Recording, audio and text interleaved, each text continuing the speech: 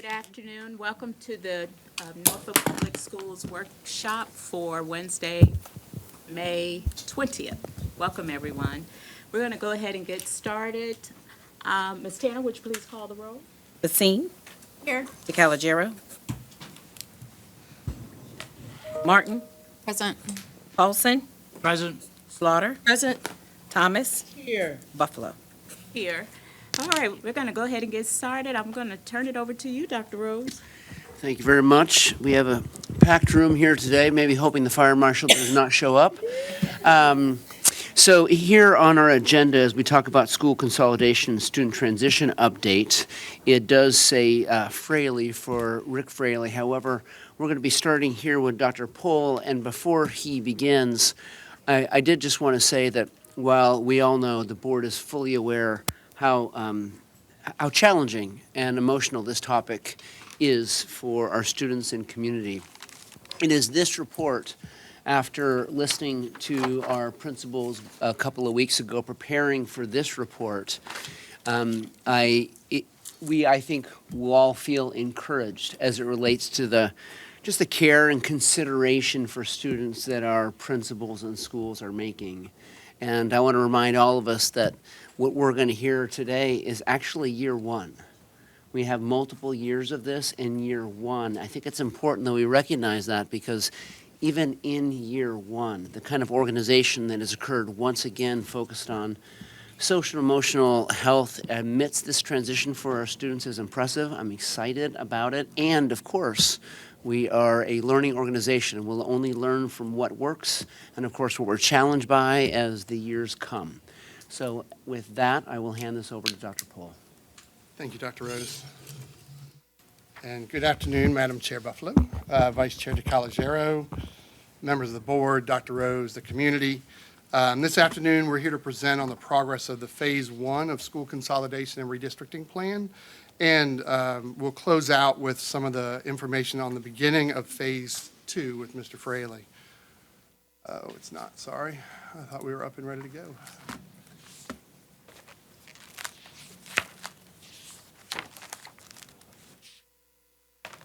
Yeah, that's what I'm gonna do. It's a little smaller than what I like, though.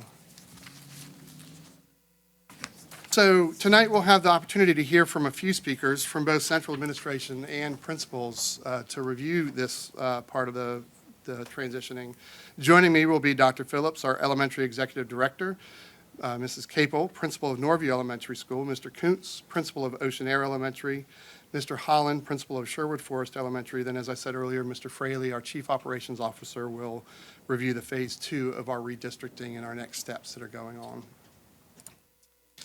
As a reminder, Phase 1 includes closing the building for Norview Elementary School and transitioning our students to both Sherwood Forest and Tanners Creek, closing the building for Ocean Air and transitioning students to Ocean View, Bayview, and Mary Calcott, and moving a small group of students from Mary Calcott to Ocean View Elementary School, and then closing the building for Willoughby and transitioning those students to the early childhood center that's going to become of Ocean Air Elementary School. This will allow Norfolk Public Schools to turn the buildings from Norview Elementary and Willoughby Early Childhood Center over to the city of Norfolk as part of our Phase 1 of the consolidation plan in the fall of 2026. I'll now turn the presentation over to Dr. Phillips to begin the overview of what has taken place with Phase 1 of the plan.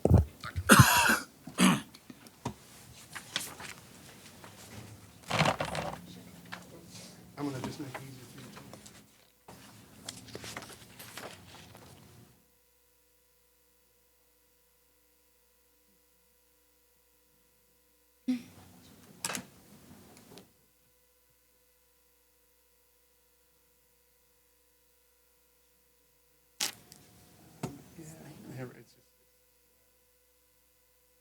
There we go. Yeah, it won't let me just. Okay. Thank you, Dr. Pohl. And good afternoon again to Madam Chair Buffalo, Vice Chair DeCalagero, Superintendent Dr. Rose, and members of the school board and members of the community. My name is Dr. Phillips, and I'm the Executive Director of Elementary Schools. This section of the presentation will provide a brief overview of Norfolk Public Schools' communication and outreach plan for redistricting. Following this overview, principals will introduce themselves and share information regarding school-based activities and events planned to support families during this transition. The goal of the NPS school consolidation and redistricting is to ensure that the transition is smooth, engaging, respectful, and informative to our school communities.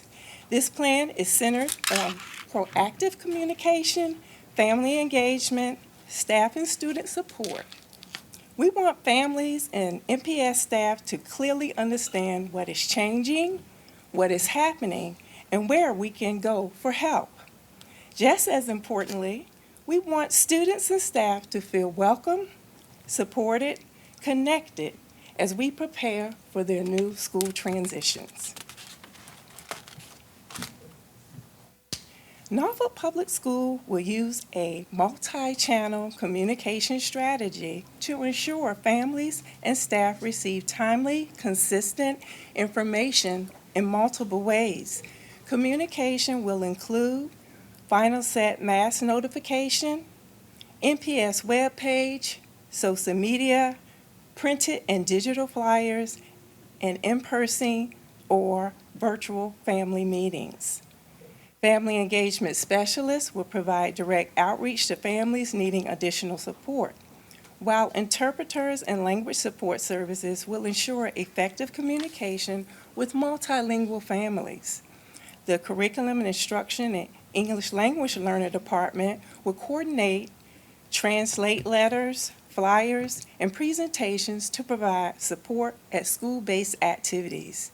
Equity will remain a priority through the use of the Equity Plan, community meetings, school walkthroughs conducted by school operations, learning support, preschool, and Title I staff to ensure all populations are supported.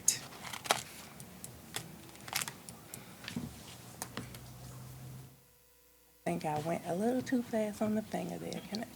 Sorry. Go back. Okay.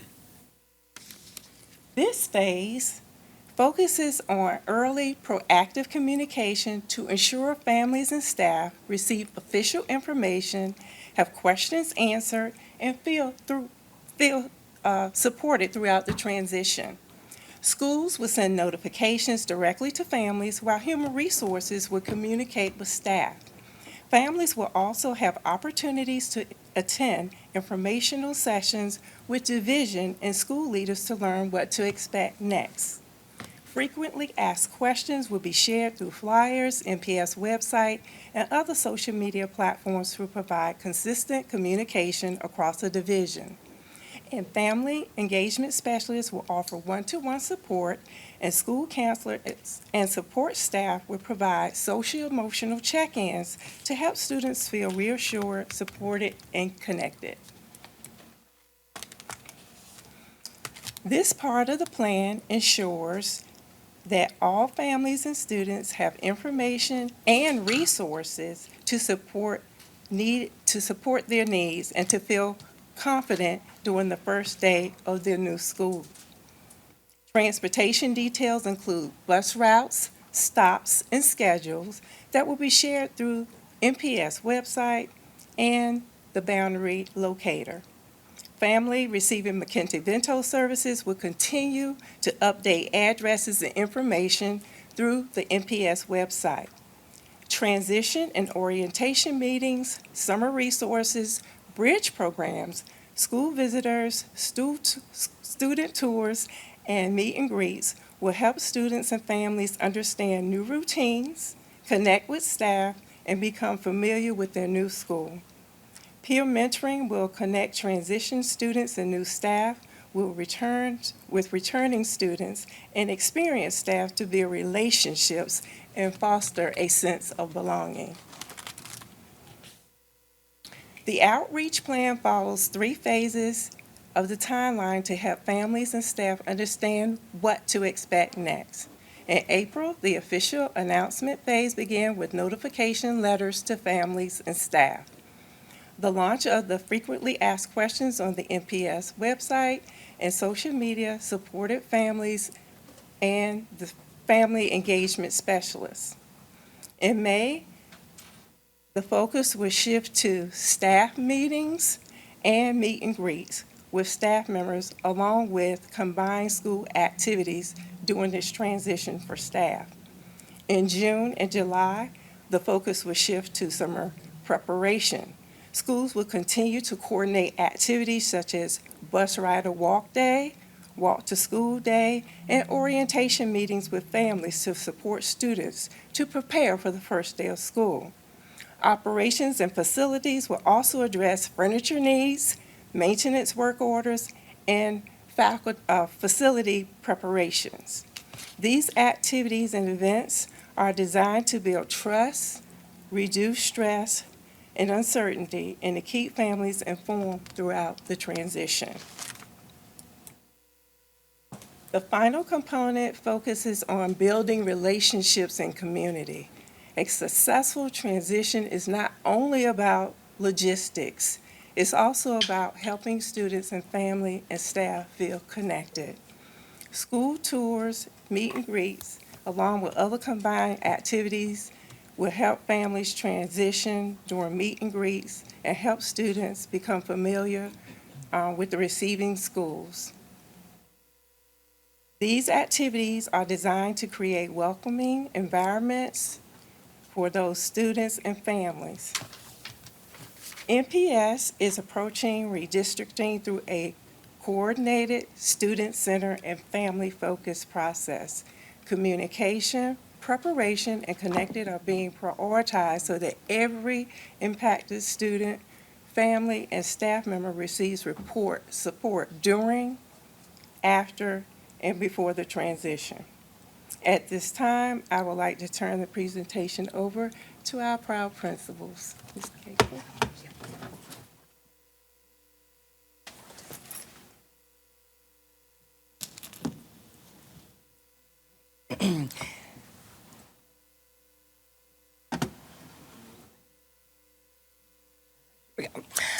Hello, good afternoon. So due to our school closing, we chose to honor the rich legacy of Norview. So we're proud to be the last triad in Norfolk Public Schools with an elementary, a middle, and a high school so close together. All right, so as for our current students, we're really focused on creating memories this school year. So in addition to like our traditional field trips like the Norfolk Zoo, Children's Museum, we added some new experiences like guided tours with Virginia Aquarium with multiple grade levels. 5th grade got to go ziplining at the Adventure Park, and next week we're going to Ocean Breeze. So our last field trip was last Friday, and so we try to make it memorable by including a petting zoo, pony rides, obstacle courses, face painting, and access to the Norview Rex Splash Park. We also partnered with City Cruises, who generously provided lunch to all our staff and our our parent volunteers, and we had 65 of them that came, which was amazing. And City Cruises provided popcorn, cotton candy, and snow cones to all of our students for free. So that was amazing. So now to begin kind of supporting our families through the transition, we started with a question and answer Zoom, and we did that right after the link was shared to kind of find their new homes. So when we did our question and answer, we shared the link with the families so they could find their new school. We reviewed the school uniforms and the hours because they'll be different than ours.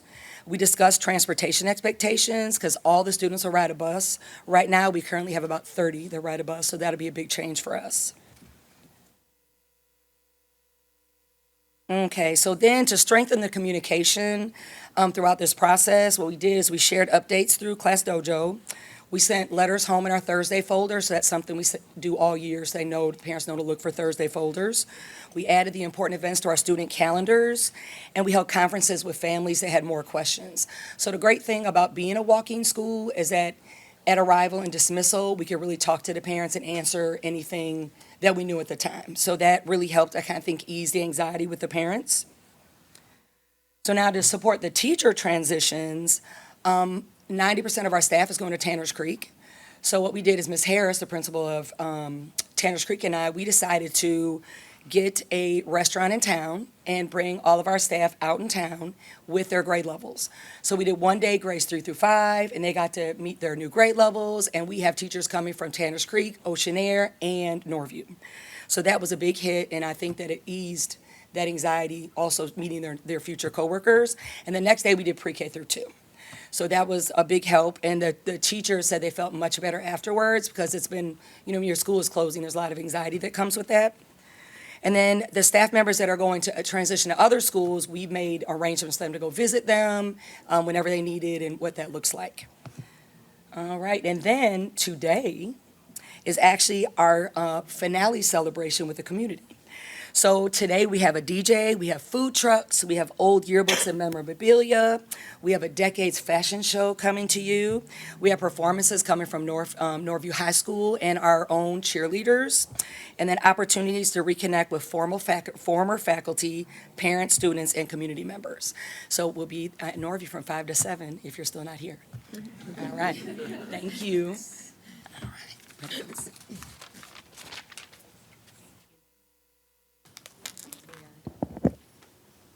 Ditto. No, just playing. Thank you, Ms. Cable. Good evening. I'm Jason Kuntz, the principal at Oceanera Elementary School. So with our student transition activities, on May 12th, we had 3 separate assemblies for our principals came to visit. So the principals and staff members from each receiving school came to Oceanera, and they presented their school motto, their mascot, highlighted programs and activities and daily routines, and what it's like at life at their school. Students were engaged, excited, and actively participated by thoughtful questions. And here you have some pictures of the 3 different assemblies. So with our family transition events and the days following the student assemblies, each receiving school hosted an open house for our families. Families received information, once again, about the school programs, expectation, daily routines, and student opportunities. Each school had a strong turnout, with more than 60 participants attending each school. ESL support and additional staff members were available to assist families and answer questions. Each presentation concluded a Q&A session for parents and guardians, and families also participated in guided school tours, including visits to classroom, cafeteria, auditoriums, and other key areas of the building. As far as community engagement, we sent out our monthly newsletter. We send out anything, each month. So when stuff comes in, we put it in the newsletter, and each grade level sends their information to provide important school updates and information. We did robocalls, emails, letters, updated the school website, the school-wide dojo, and we also have our class dojo. We had family conferences that were held with the support of our ESL Family Engagement Specialist to ensure families receive ongoing assistance and support. We had a follow-up. ESL support created a Q&A form to help follow up after these meetings so the parents could refer back to it. And if they had additional questions, they could reach out.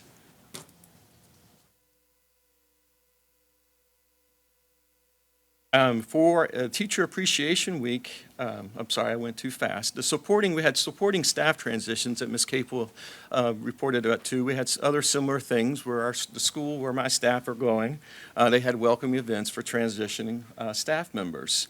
The activities include school tours, meetings, and opportunities to build connections with the new school. So here, in order to celebrate the life of Oceanair, for our Teacher Appreciation Week, we bought yearbooks for all the staff, and they had pictures not only from this year, but previous years. We reached out to many community members to provide pictures, to provide some additional information, and then we gave each one to our staff member. Staff also received Oceanair lunch boxes as a commemorative gift, and we also brought back some of our favorite lunchtime activities for the staff, so we treated them to something special during the week. And there you see the yearbook up there. And then lastly, our farewell carnival was originally scheduled for May 2nd, but that was a washout that day, so we rescheduled to May 16th. We had an outstanding community turnout. Volunteers from the U.S. Navy and students from Granby High School helped support the event. Families enjoyed a variety of vendors, games, activities, and community celebrations throughout the day. And one of the highlights of the carnival was the dunk tank, featuring Ms. Flack, who was our event community organizer. She's one of our ESL teachers, Dr. Hufflina, the assistant principal of Oceanair, and myself. And I apologize, there are no pictures to share. Okay, turn it over to Mr. Holland. Thank you. Good afternoon. I'm Dennis Holland, principal at Sherwood. It's my honor to highlight the work happening at the receiving schools to welcome the families entrusted to us through Phase 1. As you have seen through today's presentation, we at the receiving schools understand that change, even when it's for the best interest of our district, I forgot to change the slide, can feel deeply personal. These families have built communities, traditions, and trust within their schools. Our obligation is to meet this moment with care, compassion, and equitable opportunities. I would like to take a few minutes to highlight some of the work taking place from the receiving school perspective. Some of it will be redundant because you've heard how the other side of it. From the very beginning, we took a proactive approach, not waiting for the parents to come to us, but going directly to them. We hosted both in-person and virtual workshops, so every family had a way to engage. And we adjusted meeting times to accommodate as many families as possible. We also provided English and Spanish versions of invitations to ensure language was not a barrier. Most importantly, we were intentional about recognizing that welcoming family means meeting the needs of the whole family, not on the first day of school, but right now. We also believed that students and families needed the opportunity to see and feel what it's like to be in their new schools before the first bell even rings. This is why we built a framework around school tours, meet and greets, and transitional family meetings, which you've heard some about already. Receiving principals, counselors, and staff went directly to Oceanair to present during a student assembly. Open houses were also held so families could tour the schools, ask questions, and begin building relationships. Norfolk Public Schools transportation was also included. Thank you, Rick.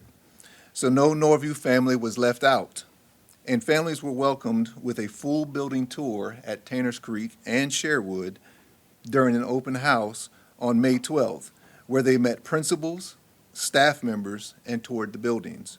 They also had an opportunity during this time to learn about the various programs at each school. At Ocean View, the PTA provided welcome gifts, while the principal, ESL teacher, and counselor personally visited both Oceanair and Mary Calcott to speak directly to the students to welcome them, followed by the families at their respective open house. Madam Chair, board members, what you see in these slides is not just a simple list of events. It's evidence of a culture that says our families matter, their transitions matter, and we're willing to do that hard work before the school bell even rings to build that community for them. We're very proud of the work that we've done. We remain committed to assuring that every child from every single school walks into their new building in August feeling known, supported, welcomed, and ready to thrive. Thank you. Now I'll turn it over to Mr. Fraley.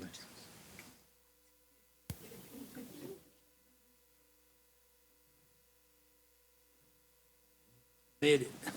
Good evening. You guys are a hard act to follow. Well done. The first slide is, it represents the first planning sessions that we held.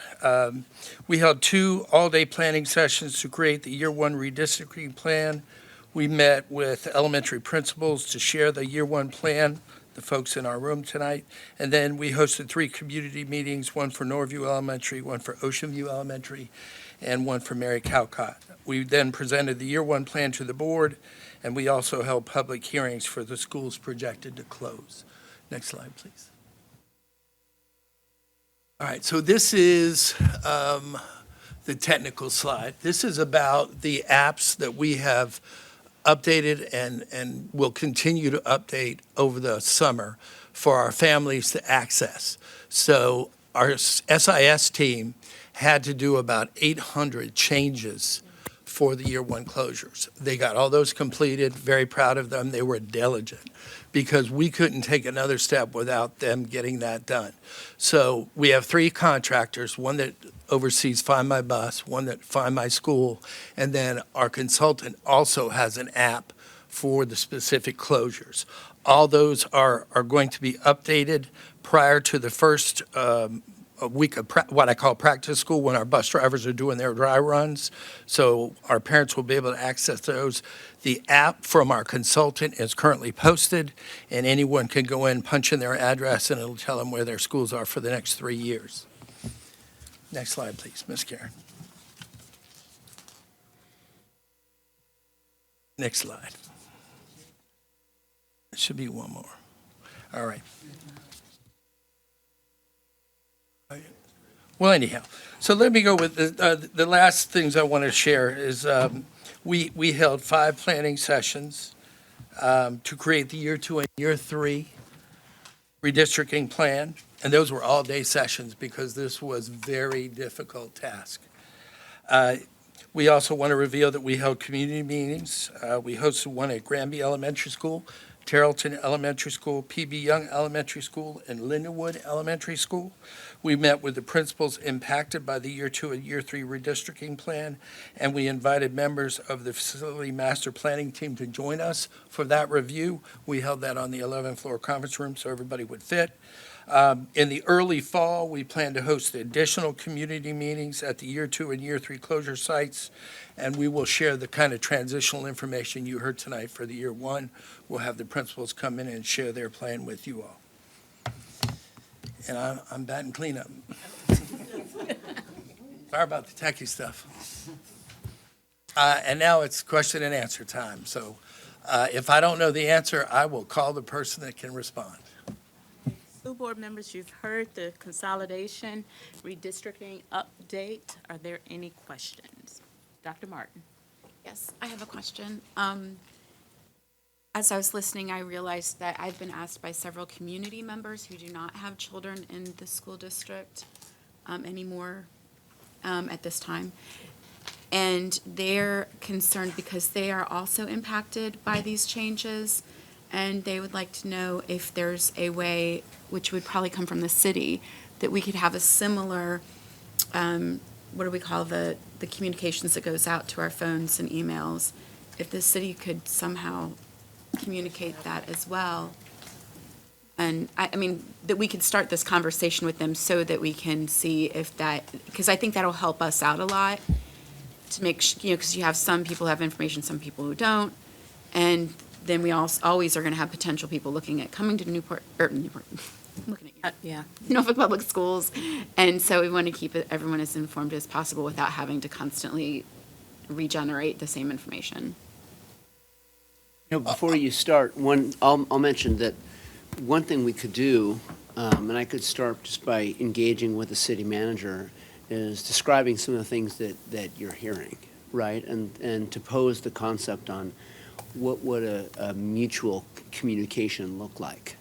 I'm not exactly sure the mechanics of that, but that probably would be an interesting thing for the city to hear as well, right? Because if patrons, our patrons or mutual patrons, have some of these questions or maybe even concerns, it would benefit, right, our entities to maybe work together. So that's an interesting conversation I could have with him. So. Yeah, and on our NPS webpage, if you go to our division, drop down to the second column, second thing down, it's educational planning, and it has a whole bunch of things we focused on in the last years. One of them is redistricting. If you click on that, everything we've done in this process for consolidating redistricting to include the app, all that stuff's in there. So people can access that. It's very transparent. Okay, great. Yeah, Thank yes, you. ma'am. I have one request with that dashboard or Sure. information. Can it, instead of click, because I know most people after 2 clicks, they done. Yes, ma'am. Is it any way we can have it like on the main webpage? Well, I'm pretty sure we can work that out for you. Yeah, so people don't have to really search and look for it on the main page. Yes, ma'am. Ms. Buffalo, I've talked to Ms. Whitfield about that already. Yes. Dee Calogero, then Colonel Paulson, then Ms. Passy. this is a little nitpicky, and so I fully acknowledge that before I say this. But the Find My School app is not very mobile friendly. And most parents will probably be scanning a QR code at a meeting, and I found it kind of clumsy and not hard to use, but the map tries to pop up and show you all this, like there's a map popping up and then you have the things there, and I just don't know if it can be made more mobile friendly, because I really think when we're at meetings and having these QR codes, people are doing that, and We've had similar feedback, and Ms. McGarity and I are looking into that. So, thank you. Dr. Post? The one the consultant has released, in my opinion, is more user-friendly.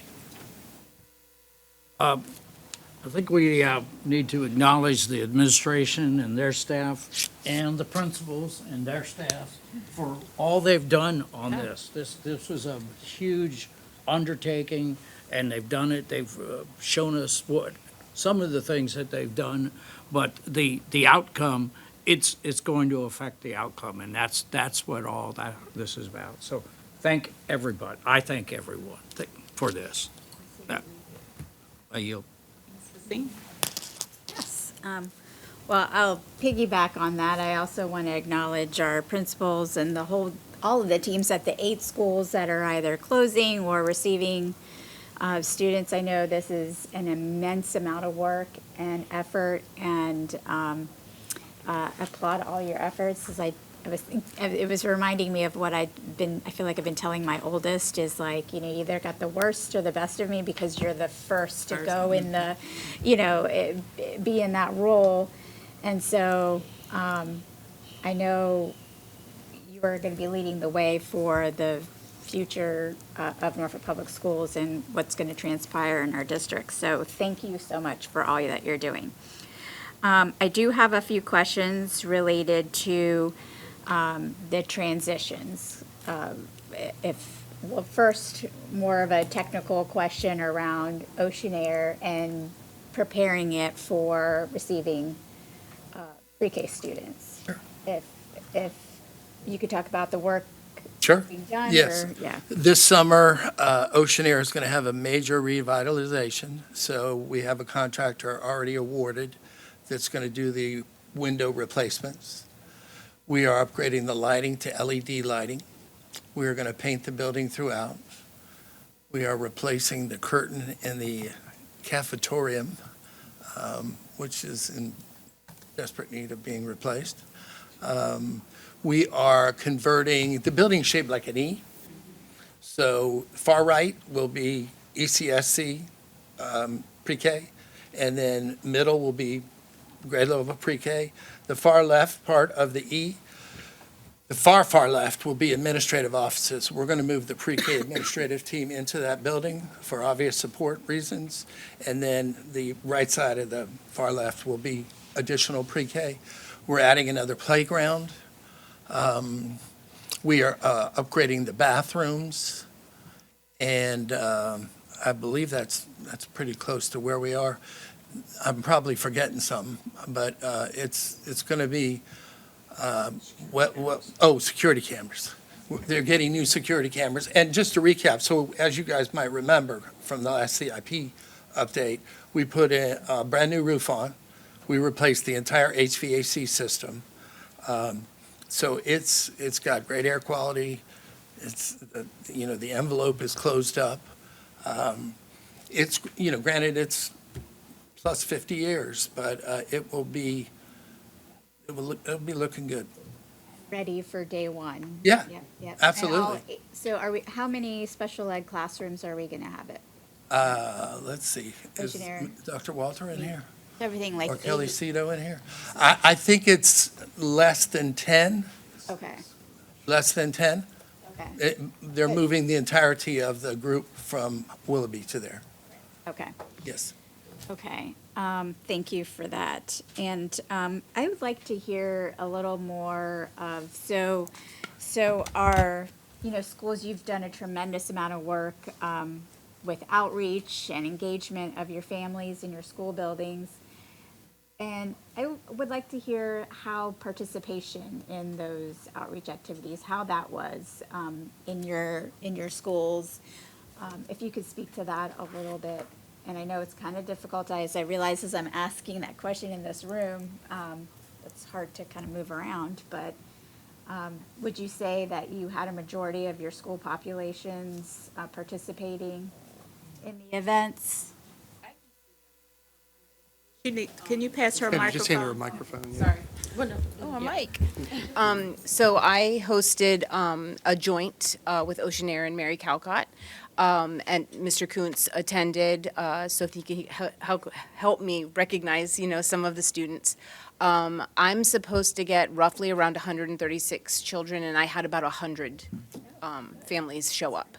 So we had a full gym. I had an interpreter from the language line there. She took our group that needed language assistance around. It almost looked like a Smithsonian group walking through my building. The others were self-guided, but I had many staff there that were placed appropriately. I had a grade level representative for each grade there to welcome them into a classroom. I had my librarian, my nurse, I had my cafeteria manager walking them through the line, so it was very well attended. Anyone else wanted to share or had anything different to share on that? Not necessarily different, but we're averaging about 8 supposed to come to us, and we had about 25, so about a quarter of the families came out. We had very similar model where we had staff stationed throughout the building, and they escorted them down to where their class would be. So, for example, it was a 5th grade student. We would walk them down to the 5th grade classes, kind of give them an overview of what would take place day-to-day operation, and gave the parents an opportunity to ask what was our school like or any questions that pertain to them specifically. So our focus beyond the open house was on providing those opportunities. What that's going to look like for every family is slightly different. So we'll continue to provide those opportunities, and they'll engage when it fits best for them.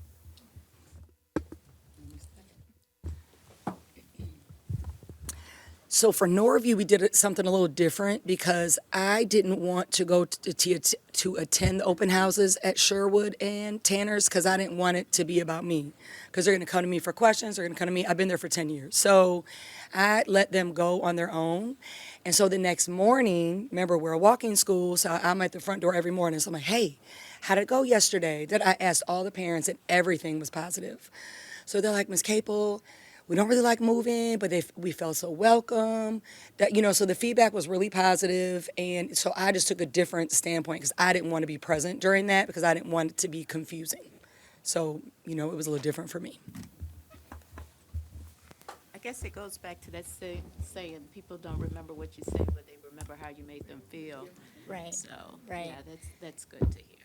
Yeah, and Ms. Capel brought up another, I think, important point is, because you are such a walking school, and we're going to have other schools where a majority of the students walk, how are we preparing our walkers who are now going to be getting on buses and, all of that? That was my question. Was Thank you. it? Oh, sorry, well. Thank you. Well, we haven't got the master routing done. We're still working on creating the master route for summer school. And once that occurs, we'll start master routing for the next school year. Once we have those lists, we'll send them out to the principals of the receiving schools. And then if they want us to do some other extra activity for a bus ride to school or some kind of thing like that, we'll do everything we can to support their requests. Yeah, we've talked about that. We just haven't, I keep hitting the wrong thing, We just haven't got it all organized. Okay, all right, thank you. And finally, and I've raised this concern, it's an ongoing concern with all of our school consolidation and closures, is around academic supports for students. And so that's something, I look forward to hearing about how that's going and how the school board can support our students in that work, going forward, and any lessons that we can learn as we prepare for future schools and closures, because we know what the research shows about schools. I mean, academic performance in schools that are closing or merging together. And so I'll be curious to see how we can support in that realm. But James, you want to? Excuse me. Yeah, so, as we said before, we are keeping supports that, beyond just the teachers, that we're keeping reading, math specialists, GRTs, other positions that we know that will offer more intensive support. And as you also well know, we're in the midst of testing season right now. Kristen McGarity, is just so happy about that. But we will take this year's data and we'll scrutinize it, and we will look at it very closely now that the SIS is set up. We'll be able to look at it as if it was next year's data in the schools already. And then based off that performance, we'll look at placement and additional supports that are needed. And then as Dr. Rose opened up with, it is a learning year, and more and more as we do more consolidations, we'll look at how do we revitalize support across the entire division, not just at our consolidating schools with the resources that we'll have. So really following that data like we do each year, and the board's aware each year we move different positions based off data because it's about the equity of supports. So we'll continue to do that and just these next few years more intensely at our schools that are being reconfigured a little bit to make sure that we get the formula right. right, and not just by ratios, like Oh, no, like no, beyond that, it's beyond so we've always combined ratio with performance. Right. So, there is something about ratio, right? Because if you have a reading specialist and you go from 400 students to 700 students, that's a lot of work. But if you go from 400 students to 700 students and you have a 80% pass rate in reading, that's different than going from 400 students to 700 students with a 60% pass rate in reading, right? So that's how we balance everything out, is the number of students and the performance of students to really show the need for the school. So this is probably already a thought, but as we move into next school year, I would really like for us to keep the line of communications open about what has worked, what hasn't worked, things that we need to make sure that we improve for the second round, because as we've stated, it's a lot happening all at one time for everybody, not just our scholars, but also our staff. And so we want to make sure that that we take their feedback into consideration and do something with it once they provide it to us. And I want to go back to the bus question, if I may. And I hope I'm not stepping on your feet. I do feel like we definitely need to do something for our walkers who now will be riding the bus, because I think there's a lot of anxiety, not just going with a new school, but now I have to ride a bus, with somebody I don't know, going somewhere I've never been before, and that can produce a lot of anxiety. So if there's something that we can do to assist with that process, I think that would be great for our scholars. I'm going to add to it, scholars and parents. Yes. We've some of the meetings we had, felt like yesterday, but with last week, several families expressed concern for themselves. How do I support my children in an environment that I'm not used to? Right, which is an environment that's harder to get to. And so that, for sure, will be something that we're going to have to consider and learn from and pay attention to. And receiving schools, because what we don't want is for the first 3 weeks, 552 kids showing up with anxiety on the, and like, what do we do? School's not happening because we're working through anxiety. I mean, I'm laughing. It's no funny matter, but it's there's a high likelihood that we'll have that experience. And so also being prepared for that as well. And thank you all for the work. I'm excited.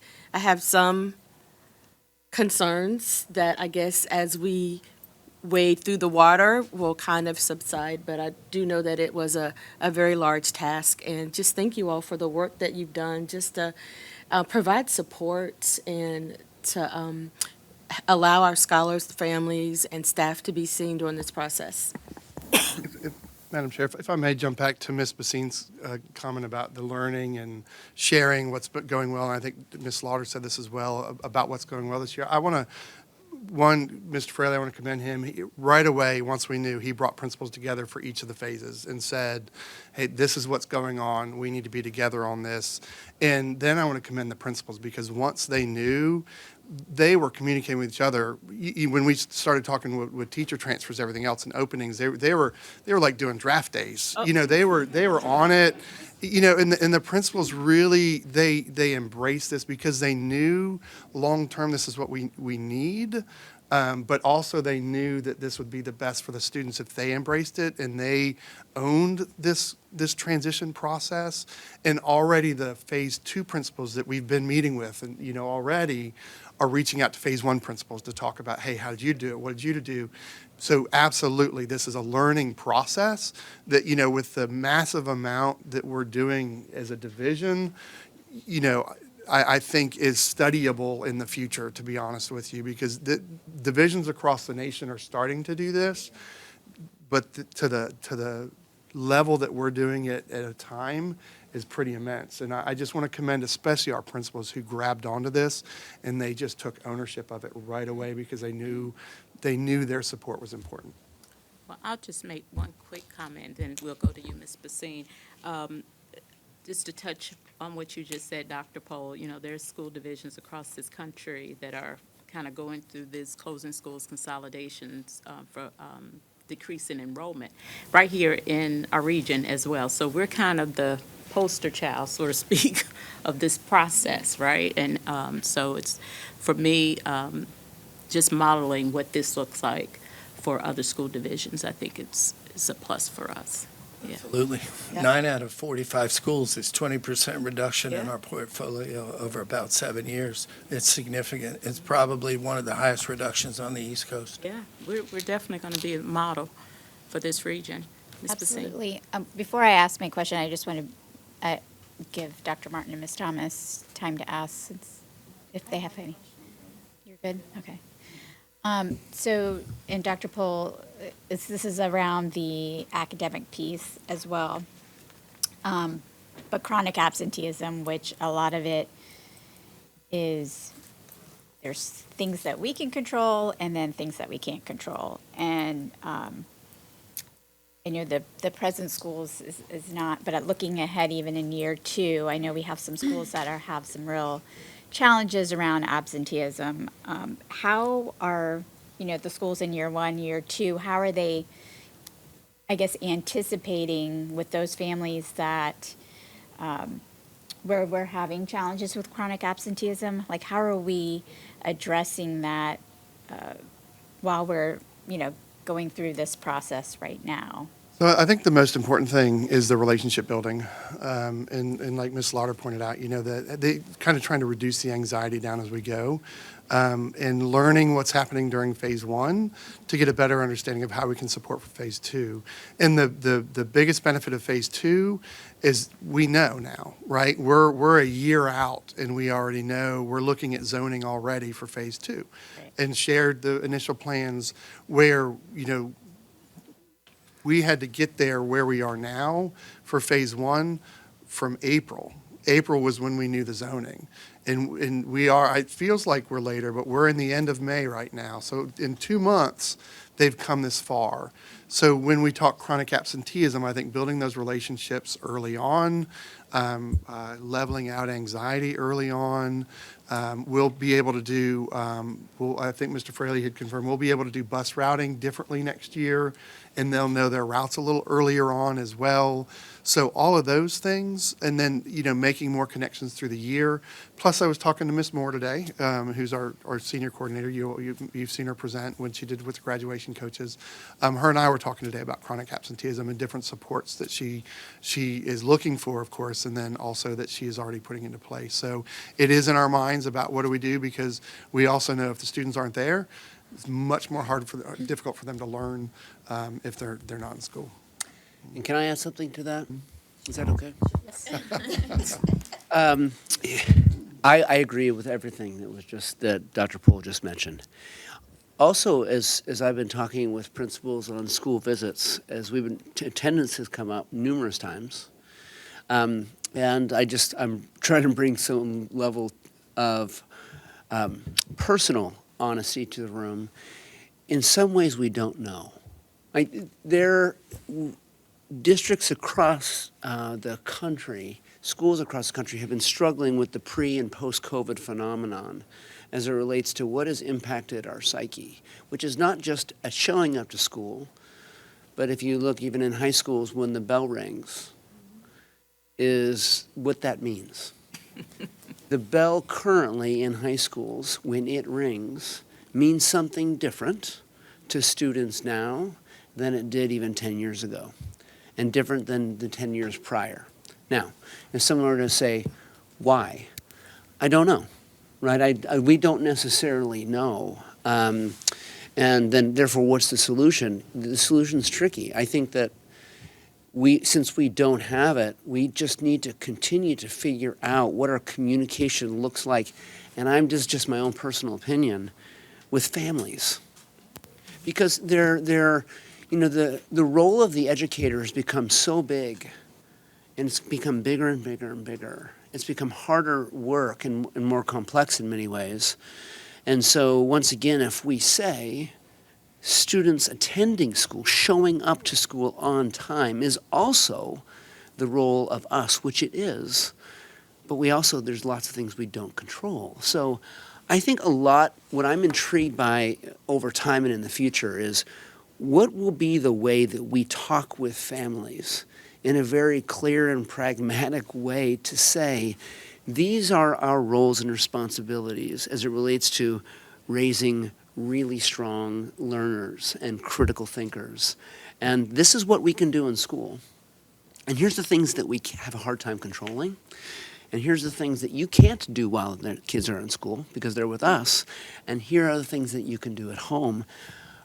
I'm just curious about that. And so I don't have an answer. I just think we have to start to reinvent the way in which we communicate with parents relative to roles and responsibilities, because something has shifted that yet we have not put our finger on. And I know that sounds like, nebulous, and you don't necessarily like to hear from, an educator to the superintendent, we don't know, but I'm just trying to be honest. I don't think we necessarily know. Yeah, and I think that's pretty clear because we would have solved this problem if we knew, right? Right, right, yeah. So anyway, but I appreciate that perspective, yeah. Any other questions? Oh, Okay. Oh, I'm sorry. I What- heard what- Colonel a Folsom. comment. Uh-huh. I was looking at a document and I saw the name of the new school called the Willoughby EC at Ocean Air. Is that the official name of? It's going to be Ocean Air Early Childhood Center. Oh, To- okay. to carry No, the Ocean I Air just name. saw that. It's That's ECC. one of these documents. Yeah, so it'll be Ocean Air ECC. ECC. Early Childhood Center, Oh, yeah. okay. I think originally there was a talk about Willoughby at Ocean Air, but it just didn't make sense. So we went with Ocean Air Early Childhood Center. Okay, thank you. Absolutely. Thank you, Mr. Yes, Pruitt. ma'am, thank you.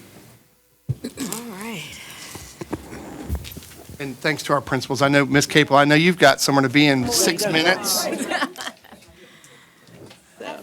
right. Have fun for us.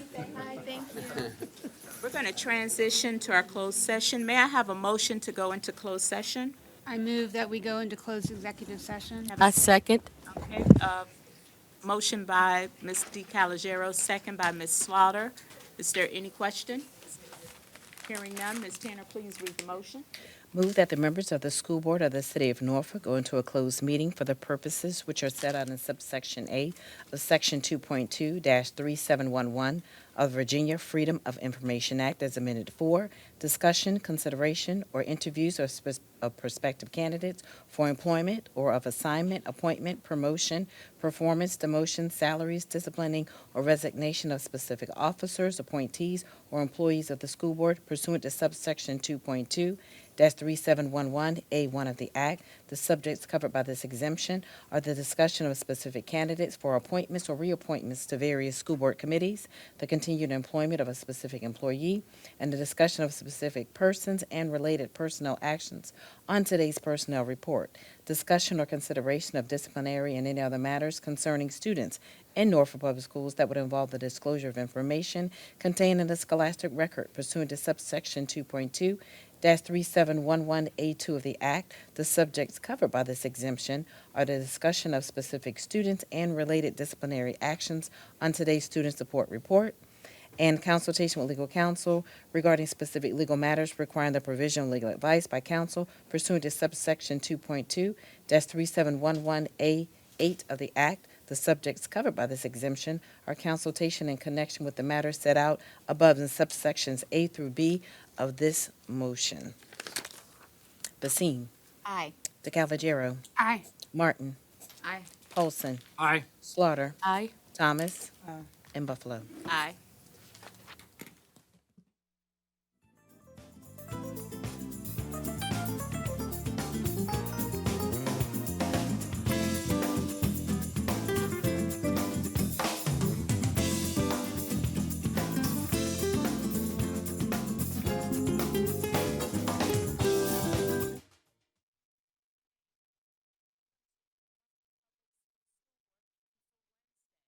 May 20th, 2026. A quorum is present to conduct the business of the school board. Ms. Tanner, please call the roll. Basine. Here. DeCalagero. Here. Martin. Present. Paulson. Present. Slaughter. Present. Thomas. Buffalo. Here, we're going to move down to 4.03, Pledge of Allegiance. Ms. Ash, would you please do the honors? At this time, may everyone please silence their cell phones and pagers for the remainder of the meeting, and please rise for the Pledge of Allegiance.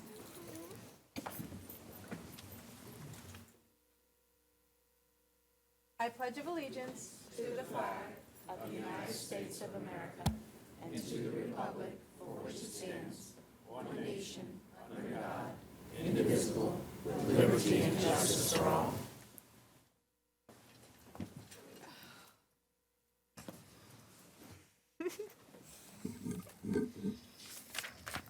Okay, we're going to move down to 4.04, Adoption of the School Board Business Meeting Agenda. May I have a motion to adopt the School Board Business Meeting Agenda? Go ahead. I move that we adopt the school board meeting agenda. May I have a second? Second. Thank you. Dr. Martin and Ms. Slaughter, is there any discussion? Hearing none, Ms. Tanner, please call the roll. Basine. Aye. DeCalagero. Aye. Martin. Present. Paulson? Aye. Present. Aye. Paulson. I messed everything up now. Yeah. I'm sorry. Just say aye. Aye. Aye. Okay. Slaughter. Aye. Thomas. Buffalo. Aye, we are all here tonight. Okay, I know it's right before holiday weekend, but we're going to get through this. All right, 4.05, School Board Members' Reports. We're going to start with our school board representatives. Ms. Ash. Okay, so this is my last report as a school board student rep. I don't have too much to say just because the school year is wrapping up with the Norfolk seniors' last day of school being last Friday, May 15th. And over the next week, the seniors are going to be having their graduation at the Chartway Arena, a couple different days all next week. And school's also wrapping up for non-seniors with last day of school being May 29th for all non-seniors. And there's not too much to report on since most students are just focused on turning in work before the quarter ends. But yeah. Oh, awesome stuff. Awesome stuff. All right. You ready? You want to come to the podium? You don't have anything tonight, but can you just come up so we can see you for You have to leave us with something. something? Last chance. As Athena stated, last Friday, May 15th, was the last day for seniors. A very great day, a very emotional day. I was crying, but it was a really great day, and I'm just so grateful and so blessed to have this amazing opportunity to be here with you guys. And I'm just very grateful for all my teachers, all my friends, and all the memories that will stick with me forever. Thank you. Oh, thank you. We're going to start our school board reports this evening with Ms. Slaughter. No, can you come back to me? Oh, come on. Please. Ms. Thomas? Okay, I'm ready. Okay. Good evening to everyone, first of all. Starting off, April ended and May began with me having the great pleasure of attending all 5 high school proms and Granby's junior prom. It was so great seeing the students dressed up, enjoying their friends, and engaged in collective with their principals and other staff. Teacher Appreciation Week was a great and eventful week. Thank you to all NPS teachers, and I appreciate the job that you do. On May the 7th, I attended Booker T. Washington High School PTA meeting. We had a very informative session on fentanyl. It's a well-needed conversation to have in public schools.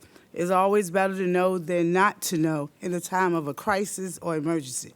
I would like to thank the principals and staff at St. Helena, Campusella STEM. Thank you for the sweet treats. Linda Wood, P.B. Young, and Jay Cox for welcoming and allowing me to share some kindness and love by presenting some educators with small token appreciation. I went to the May 6th City Council meeting to hear what NPS has to look forward to in the proposed 2027 city budget. May the 7th, I attended the Northview, Coronado, and Eagle Nook Civic League meeting. On May the 11th, I attended the school board training in Charlottesville, Virginia. Also made it back home in time to witness my goddaughter being committed to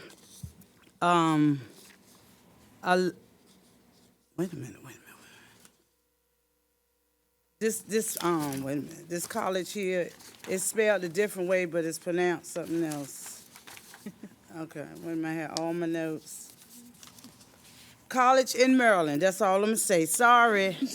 Can't find my other notes. There's so much up here. Okay. She was part of the Morris girls basketball team, class of 2026. May the 14th, I attended the redistrict phase 2 meeting at PB Young. Thank you, Principal Driver and Assistant Principal Hawkins and staff for having us. Also, on that same day, we recognized our NPS professionals at the AEOPN Awards. We had a ball dressed in 70s, 80s, and 90s attire. It was also a time to fellowship with the admin. Last week, I was invited to have lunch with St. Helena. Thank you for the fried fish. Also, I attended their end-of-the-year field day. It was lots of fun and had a great lunch. On this past Saturday, I was blessed to have attended the annual 200-plus scholarship breakfast in Hampton. There were a lot of NPS scholars that received a great amount of money for college. Just last night, I attended the 8th grade Pounders presentation at St. Patrick's School. Madeline, I had a pleasure of listening to Madeline, who will be attending Maury High School in the fall. She hopes to have a career in the medical field upon graduating from high school. Congratulations, making sure I didn't miss nothing before I end it. Okay. Congratulations to Dr. Glenda Walters, being named the 2026 VCASE H. Doug Cox, Outstanding Special Education Administrator. Job well done. And also congratulations to the class of 2026. You did it. Job well done. Thank you.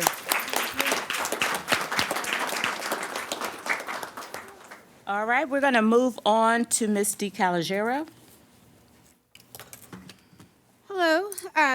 This has been a fun and busy month. The first thing I want to do is say congratulations to all the high school seniors, especially the ones with us tonight.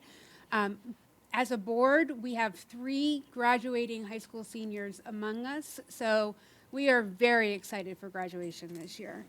Other things that have gone on this month is that I visited Granby High School, attended the AEOPN Awards, and I had my 70s in full rocking gear. I even had a twin there, so that tells you something. And I've been very fortunate over the last month to attend 2 excellent concerts put on by our music department. The first was the Maury High School Pops concert, which I think I was trying to count in my head how many years I've been attending, and I don't think we did one in 2020, but I think we might have done one in 2021, and so that would have been my first year attending those, and I am still attending those to this day. But also, the Mary Good Foundation, working with the VSO, had a chamber music concert on May 12th, which featured quartets and quintets quintets and maybe one trio from all of our amazing high schools in Norfolk. And these students were given challenging pieces of work to learn and play, and they did an outstanding job. And we were also treated by their mentors with a piece at the end of the concert. And so I just wanted to say that if we do this next year, we need to get more people there. It was not well attended, but the students put so much heart into their performance, and it was moving for me to be able to be there and be part of the audience. So thank you. Thank you, Ms. DeCalagero. Dr. Martin? Okay. Good evening, everyone. Like everyone else, this has been a very busy time of the year. Let's see what I kind of just jotted down little notes. So I have been out in the community talking to parents and community members about the consolidation and closure plans for our phase 2 that we are entering, and getting a lot of really good feedback. One of the things that I like to remind everyone is, I know it can be frustrating or confusing at times about what's going to happen. We are doing our best to communicate plans as they are laid. Also, please be mindful that the children are watching you. So if you're reacting in a way that may be upset or scared, that does get passed on to the children, and we are working really hard to make sure that this is a positive experience for them and for the parents. But my concern is about the children, and we want to make this, as seamless and fun. We're trying to build in a lot of fun for the kids so that they have the best experience possible. As a parent of a graduating senior, I have been very busy with soccer, lacrosse games, end-of-year awards meetings at the schools, and it's all very bittersweet. It's one of those situations, which I know many of you have probably already gone through this, but where you've planned for them to grow up and meet their goals and go off into society and do great things, but then when it happens, you're kind of mourning that the whole concept of it. So that's kind of, I've been very emotional lately about my oldest going off to college, but I'm also very excited and supportive. One of the major highlights of this past month has been the Access College Foundation and the humongous, absolutely and totally impressive send-off that they give our students, and it's held at the Chartway Center every year, and they give away millions of dollars in scholarships to our students, or all over Hampton Roads, not just Norfolk Public Schools.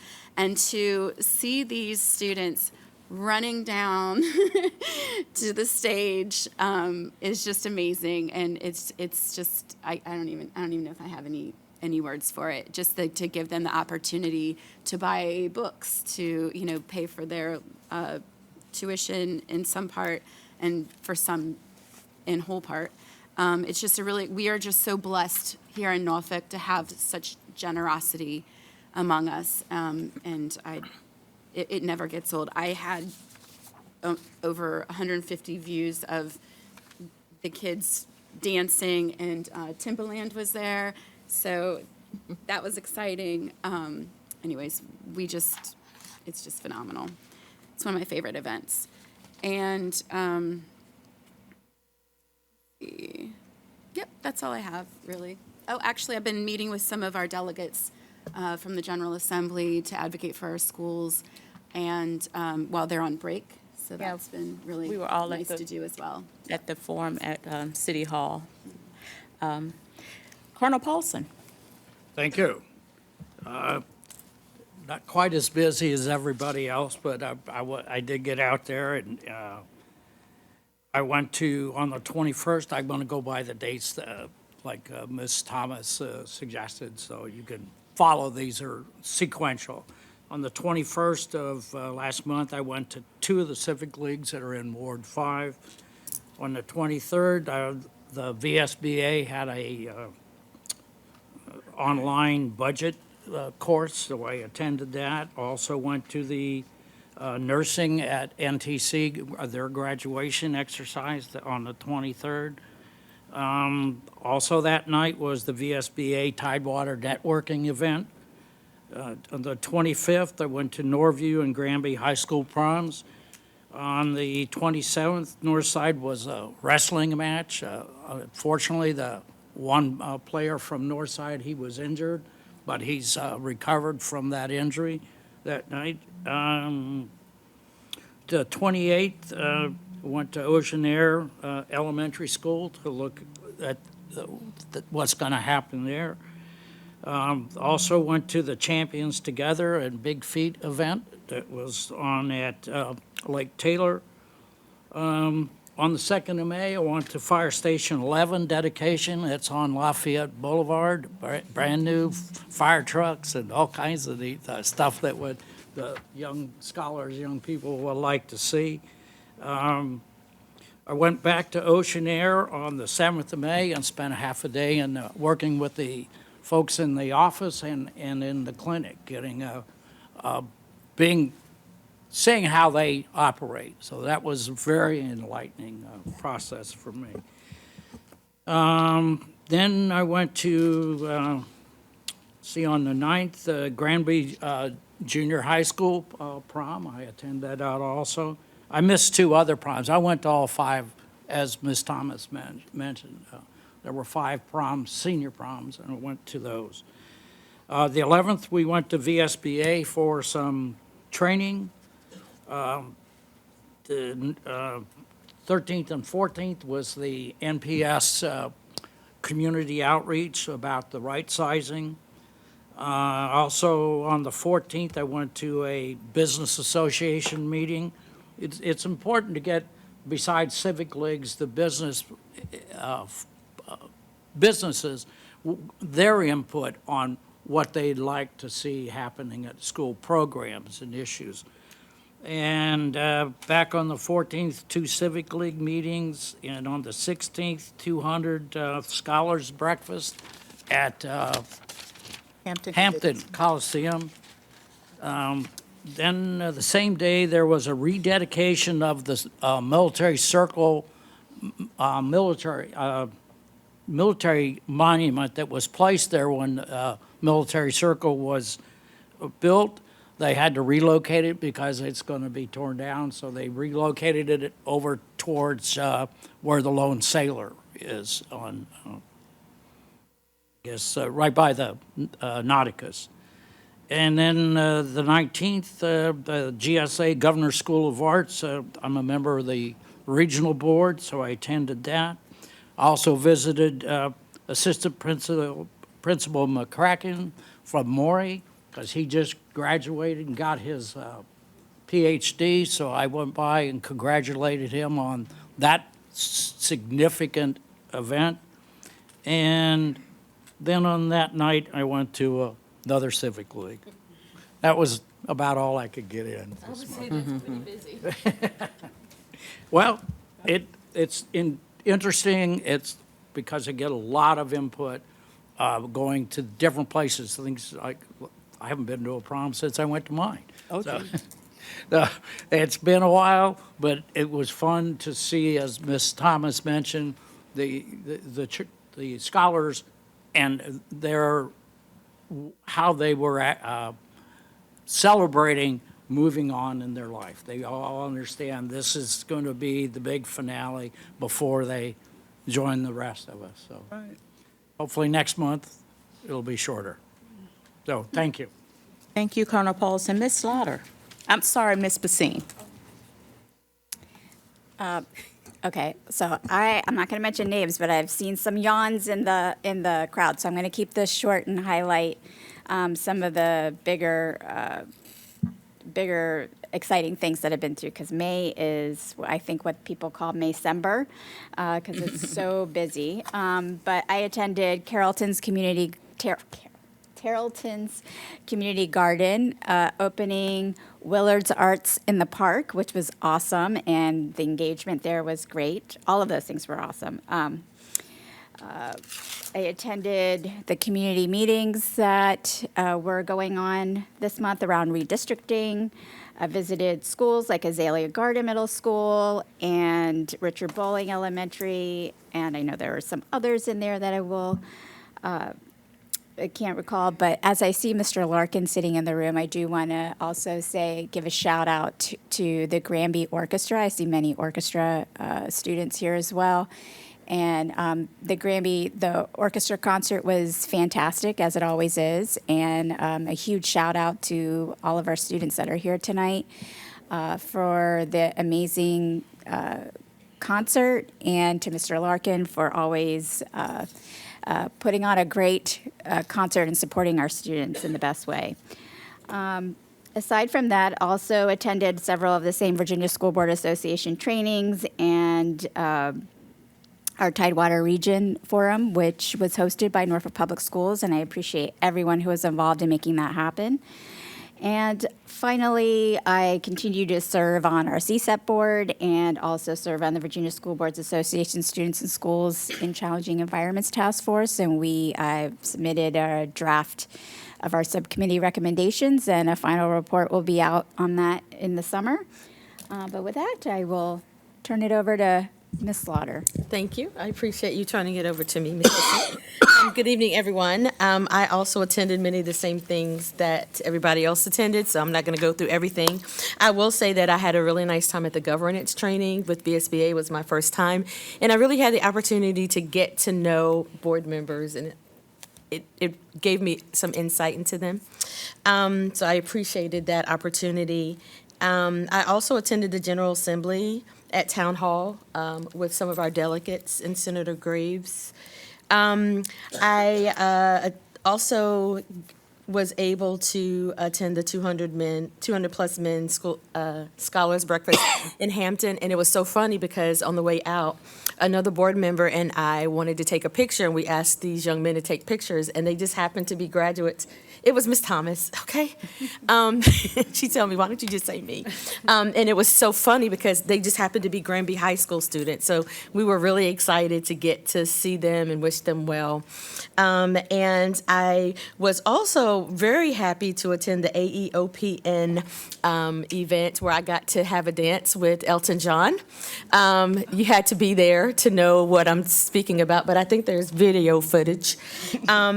And I would like to say it has been an honor to serve alongside our two student representatives who will be graduating and moving on. You have big seats that will need to be filled when you all leave. And congratulations to all of our 2026 graduates. You are the greatest part of the most amazing pieces of Norfolk City Public Schools, so thank you. Okay, so when it gets to me, a lot has been said, and I don't need to restate. I can go very quickly. I do want to say thank you to Willard Elementary School Administration. Thank you for the invite to the Arts in the Park. There was a fascinating event. And Norfolk Public Schools did host a VSBA Tidewater Forum. It was nice to have conversations with our colleagues around the Region 2 region. Leaders of Tomorrow at Ruffner School, thank you for inviting me to your Leadership End of the Year program, and thank you for the Garden of Hope for your partnership with Norfolk Public Schools in shaping our future leaders. I also want to say thank you to Norfolk Sister Cities for the invite for the Taste of Ghana.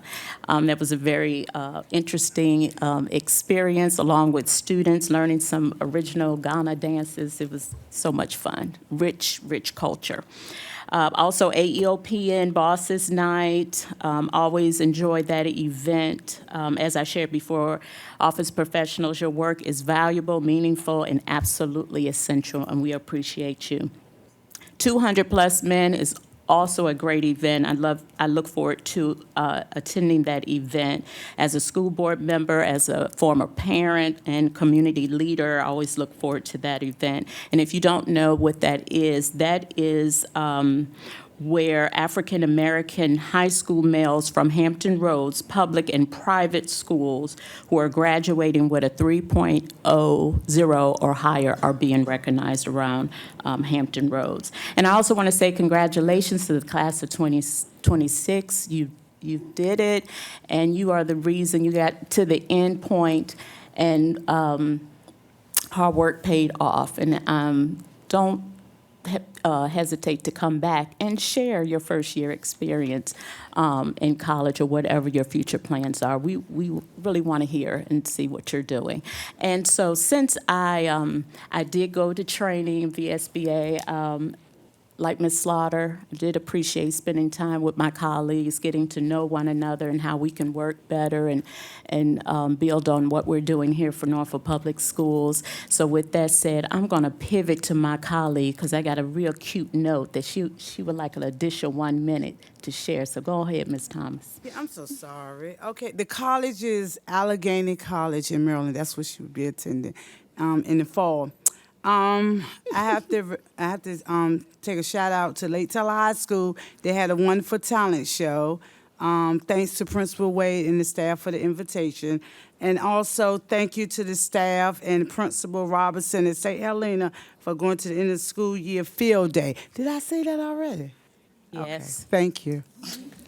Appreciate you, Ms. Thomas. Well, we're going to go on to 4.06, Dr. Rose. Well, I'll start by saying in terms of high school proms, I went to 0 of those. So as some of you may know, over the past several months, I've been engaged in a very intentional entry plan, really focused on listening, learning, visibility, and engagement across Norfolk Public Schools. And, you know, at the end of this week, I'm actually going to be releasing a short reflection regarding the organizational alignment proposal before the board this evening, but I want to mention some of what I will mention on Friday. So I will say this and much, much more. One thing that has become abundantly clear to me throughout this process here in Norfolk is that Norfolk cares deeply about their schools. I've seen passionate educators working tirelessly on behalf of students. I've seen principals and school staff creating environments where children feel supported and valued. I have seen families advocating for their children and engage in impactful conversations about the future of our schools. I have seen students excelling academically, artistically, athletically, and as leaders within their community. The collective commitment here is powerful, and it gives me tremendous optimism about where Norfolk Public Schools can go in years ahead. I had a long list of things I was going to mention, and yet, listening to my first team here, much of my thunder was stolen. So I will not do that and just continue to repeat because often we were together doing some of these things. I do want to say this. I know every week is busy, and by Friday, all of us are tired. I can tell you by Friday evening, exhausted like all of us, no one has a corner on the market when it comes to being busy. If I've been in schools, spending time sitting with principals, walking in and out of classrooms, my week feels different. And so some of the schools I've been able to visit recently are these: Richard Bowling, Lindenwood, Sherwood Forest, Azalea Gardens, Northside Middle School, Mary Calcott, Willard Model, and the Academy for Discovery at Lakewood.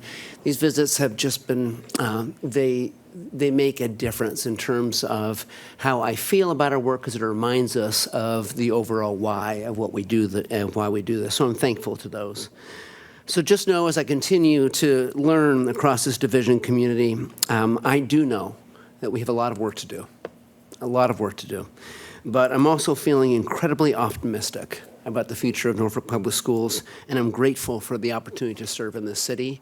More to come by Friday. Thank you very much. Thank you, Dr. Rose. We're going to move down to 4.07, highlights and celebrations. Awesome. Ms. Tanner?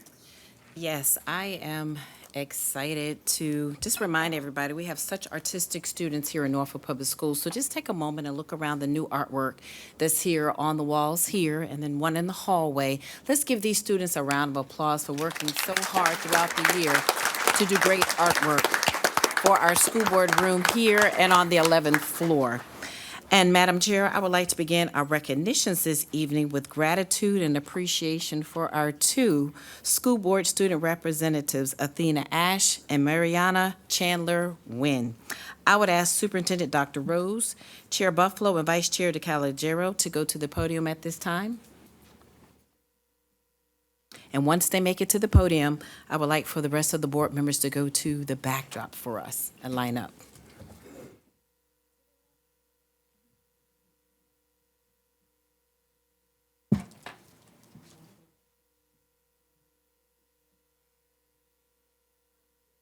And now, board members, you can go to the backdrop and line up for me. And as they make their way, I just want to say a few words about Athena and Mariana will receive a commemorative plaque to honor their service and a medal to wear during graduation this year. Yes.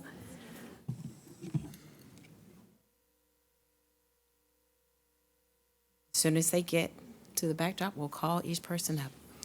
First, we'll have Athena Ash. Please come to the podium. Let's give her a round of applause.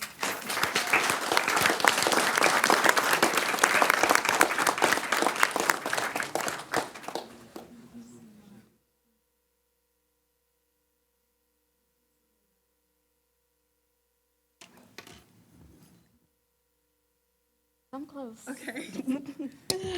Well, Miss Athena Ash, here on May 20th, 2026, with sincere appreciation for your services as the City of Norfolk School Board Student Representative during the 2025-2026 school year. It's signed by Dr. Jeff Rose and Board Chair Tiffany Moore Buffalo. Congratulations. Thank you and thank so you for much. being a servant leader. Thank you. Want to say something? And if you like, we invite you to say a few comments. Yeah, I have something. Hold on. Can I leave this right here? That's good enough. Okay. I just wanted to take a moment to thank the members of this board. Serving alongside you has been one of the most genuinely eye-opening experiences of my life. You gave me a real seat at the table. You listened, you pushed back when I needed it, and you never made me feel like my perspective was too young or too small to matter. Watching each of you navigate decisions that affect thousands of families with the care and seriousness you bring to this work has changed how I think about leadership and about this community. So for that, I am deeply grateful. And to the community, thank you for trusting a student with this responsibility. I hope I represented you honestly. The truth is, the more time I spend at these meetings, the more I realize how much this community genuinely cares about its kids. Not in an abstract way, but in the way that people show up, ask hard questions, and hold this institution accountable. That is something worth protecting. To whoever comes next, this seat matters, so use it. Thank you.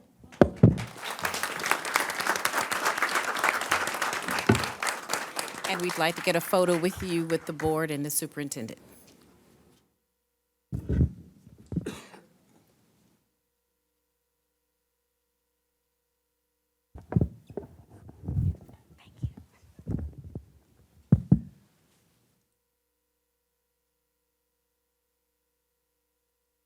Awesome. Now, our next recognition will be Mariana Chandler Wynn. Let's give her a round of applause.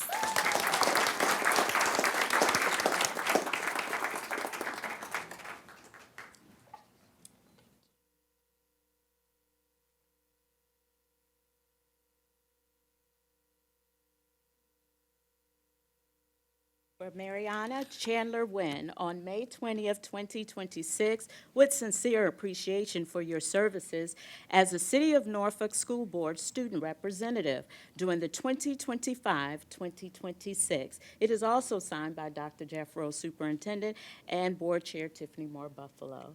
Congratulations. Thank you. Thank you.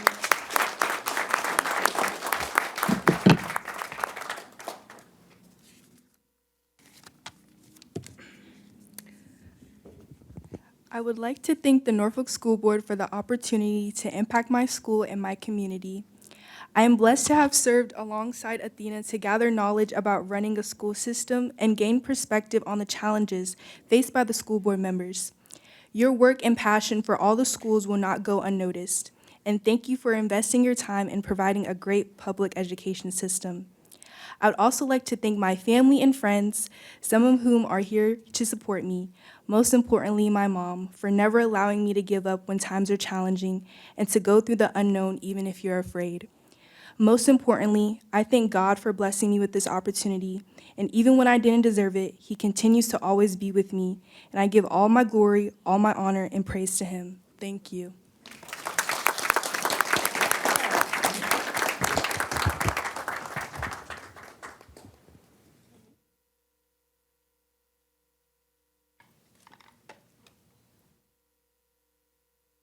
Let's give both these ladies another round of applause.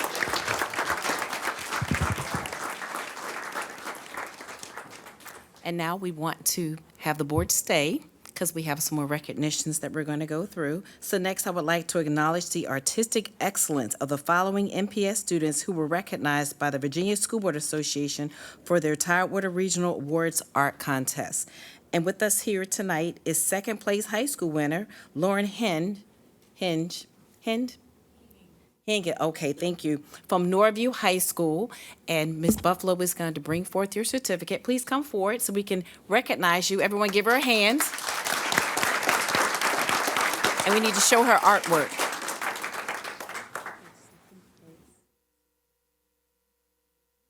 And I'm going to show you her artwork.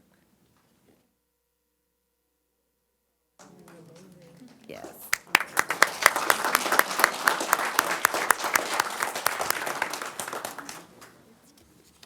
And we get a picture with the board.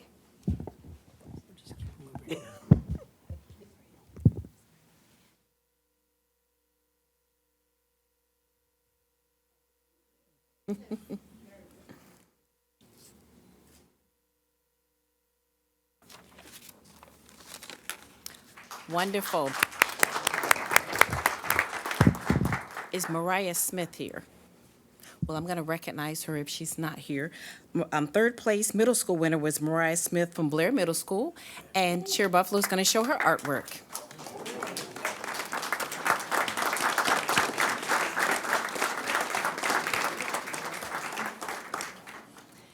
And we also want to recognize Melanie Ramos Mija of Ocean Air Elementary School for having her artwork showcased for the judging. Is she here this evening? If not, let's show her artwork. It's beautiful.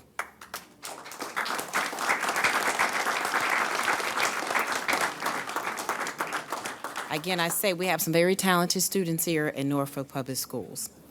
So next, we have music recognitions presented by Zach Rooksby, Senior Coordinator of Music, along with some special board and superintendent presentations. Mr. Rooksby, well, there you go. Come forward.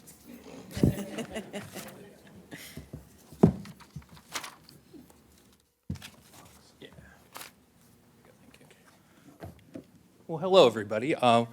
Hello, school board and Dr. Rose and administration guests. My name is Zach Rooksby. I'm the senior coordinator of music for Norfolk Public Schools, and I'm so pleased to be here to honor some major accomplishments that our music department has achieved this school year. So what I'd like to do first is honor our All Virginia Chorus members, and if I could have those members kind of come forward and just stand right here, and I'll tell everybody about your accomplishment here as you do that. The event is a collection of Virginia's most talented musicians who, through a rigorous audition process, qualified to participate in a multi-day event and performance in Richmond. At this time, I'd like to recognize the following students who represented Norfolk Public Schools in this prestigious event. Precious White and Tremaine Spruill from Booker T. Washington.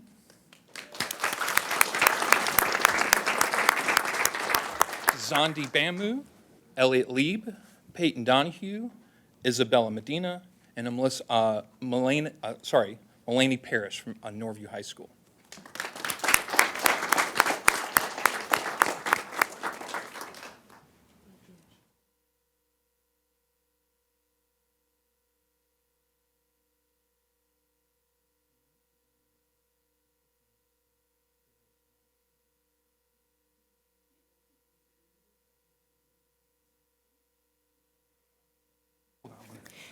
And I'm sorry, Zondi and Elliot are from Maury High School. I just want to make sure I recognize them from Maury.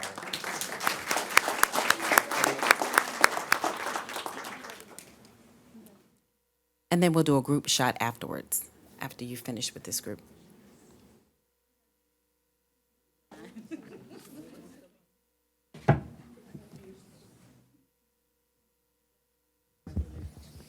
You get the fun seat.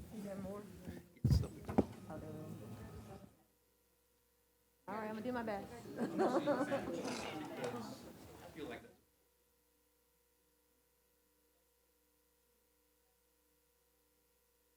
If the students can just stand in front, but just bend your knees. Yep. There we go. Y'all got younger knees.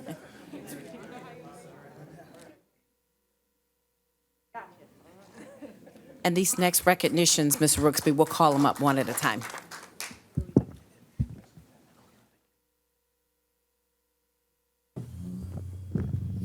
Thanks. Next up, during March, all of our high schools and middle school music programs participated in a concert assessment event throughout our region. Students from each school's band, chorus, and orchestra performed for a panel of music educators and who evaluate their performance and give them feedback. The Virginia Music Educators Association Blue Ribbon Award is given to schools that achieve the highest rating of superior for all the band, chorus, and orchestra from that school. And I'm pleased to announce that 2 schools from Norfolk Public Schools was designated as Blue Ribbon schools, and I'd like to recognize those folks right now. Representing Granby High School is Liliana Garza.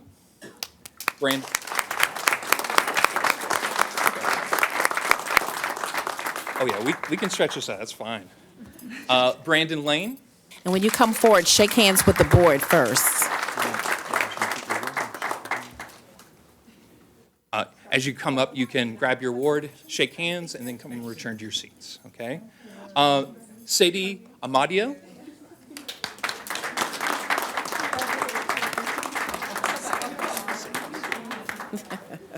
Landon Culver.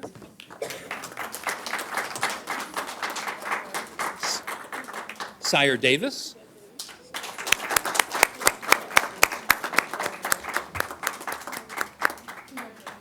And then our educators there, Aji Church, choir director. Jay Larkin, orchestra director. And Stephen Smaltz, band director.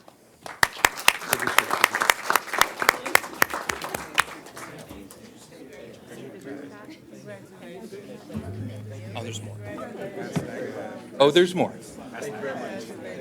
Can we get a group shot with those individuals?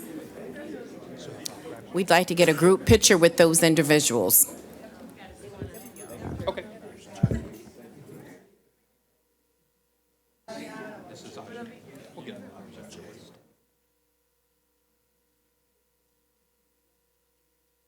Oh, we may have to tighten up just a little, that group. Yeah. All right, 1, 2, 3.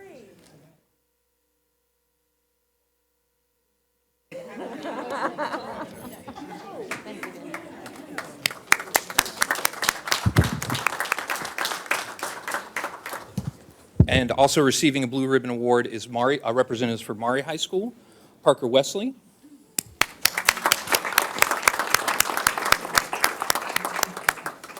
Deasia Chandler.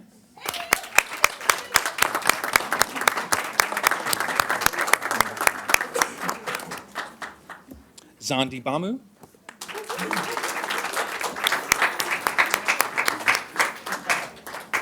Elliot Lieb.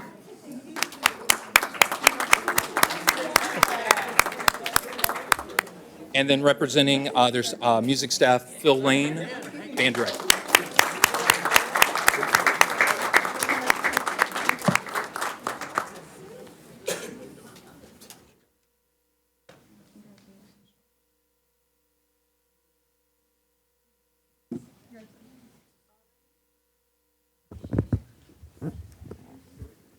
Come in the front. Stand in the front.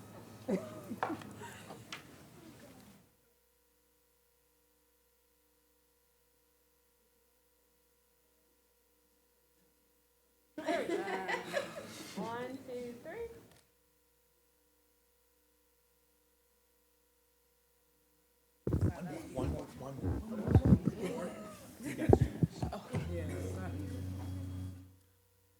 And lastly, I'm pleased to announce that for the 4th consecutive year, Norfolk Public Schools has been designated by the National Association of Music Merchants as a Best Communities for Music Education Award recipient. This national recognition reflects the dedication of our talented students, staff, educators, supportive families, and community partners who believe in the power of music to inspire, connect, and transform lives. From our elementary classrooms to our outstanding band, chorus, and orchestra programs, music is thriving in Norfolk, and this honor celebrates the commitment we make every day to ensure all students have access to high-quality music education. Tonight, I have certificates for our school board members and Dr. Rose to acknowledge your roles in supporting music education in Norfolk, but I humbly ask that we continue the support and continue all the wonderful things that you are doing to enrich our students' participation in the music programs. Thank you so much. So I'll just kind of show you our certificate with the little emblem from Best Communities for Music Education. Thank you so much.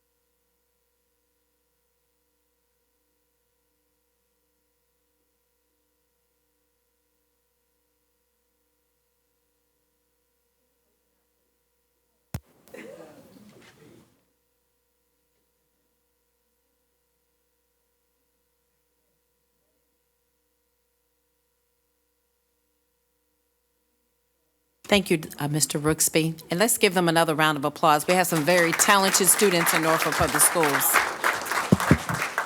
Board members, you may be seated. This concludes my report, Chair.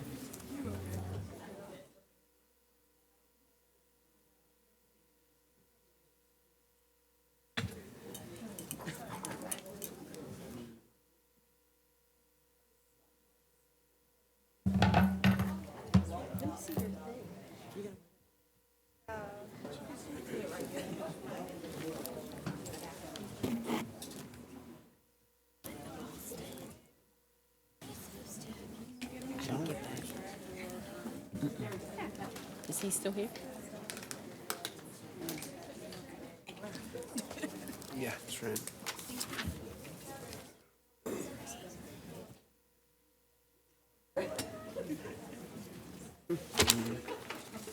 Comments. Right? Yeah. So pretty. You're missing Miss Basine. She's coming right back. And Sarah's And getting a picture. Vice Chair.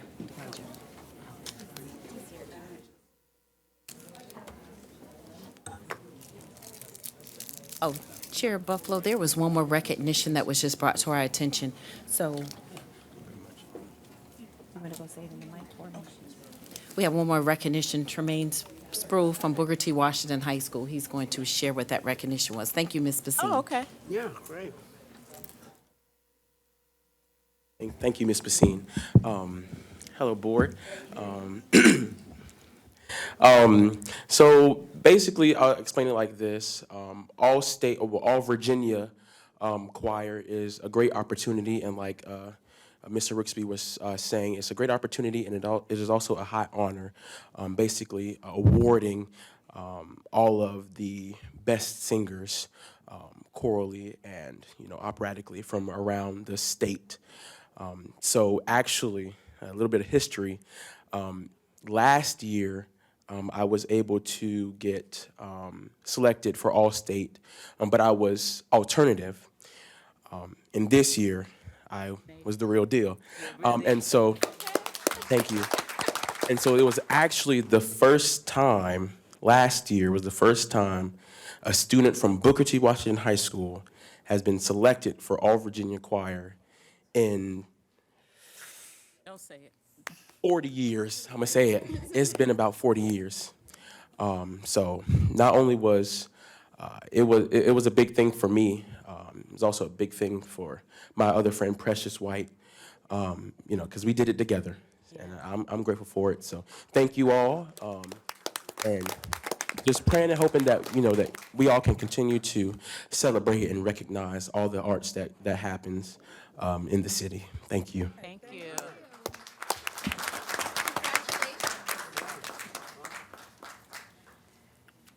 All right, we're going to move down to 4.08, citizen comments. Ms. Tanner?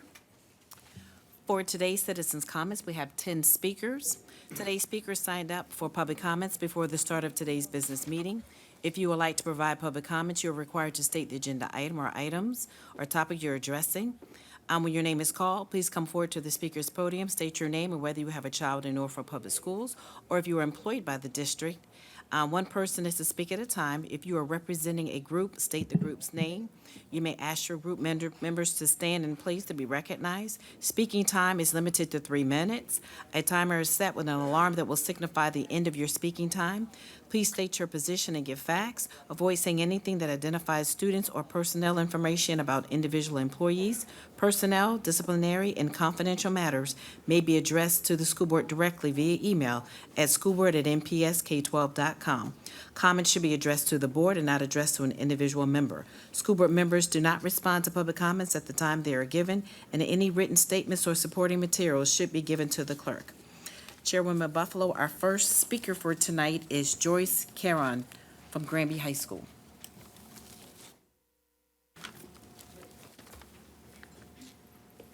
Welcome. Good evening. I appreciate the opportunity to speak here this evening. My name again is Joyce Carone. I am a current employee of You pull the microphones closer to you. Yes. There Sorry, you go. guys, I didn't know you couldn't hear me. Okay. I am a graduate of Norfolk Public Schools, Norview High School, class of 2009, and a current employee at Granby High School. I hold licensure in K-12 adapted curriculum, K-12 general curriculum, and early childhood special education with an autism certificate from ODU. I have 14 years of experience across those areas. My younger brother had an IEP throughout his entire education, and I watched my parents fight relentlessly for what he was entitled to.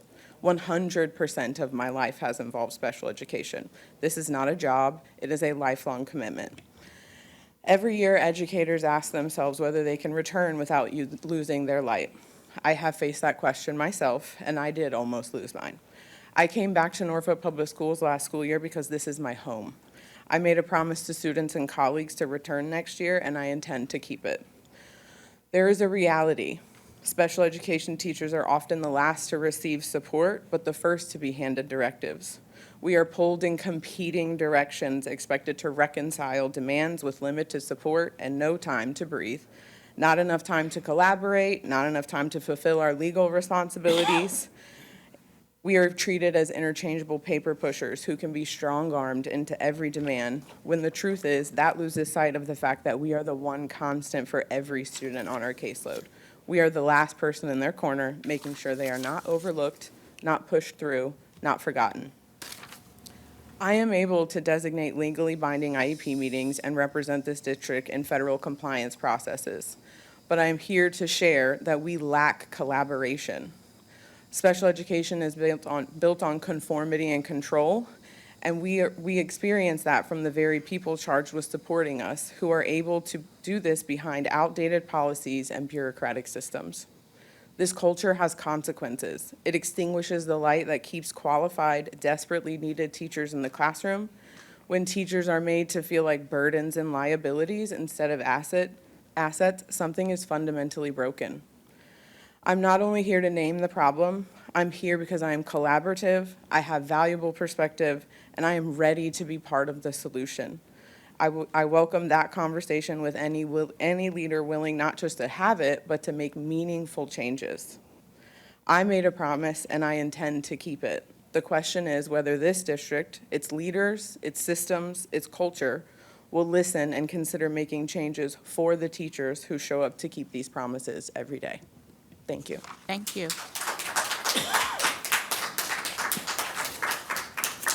Next, we have Callum Farmer.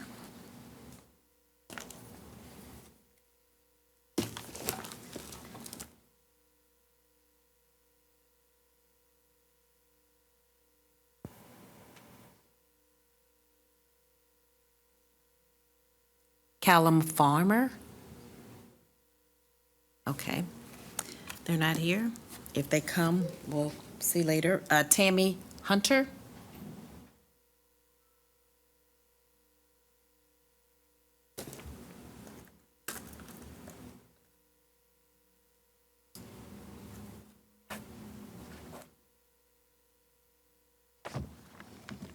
Welcome. Good evening, board members. Good evening, parents, friends. This is my second time addressing the board.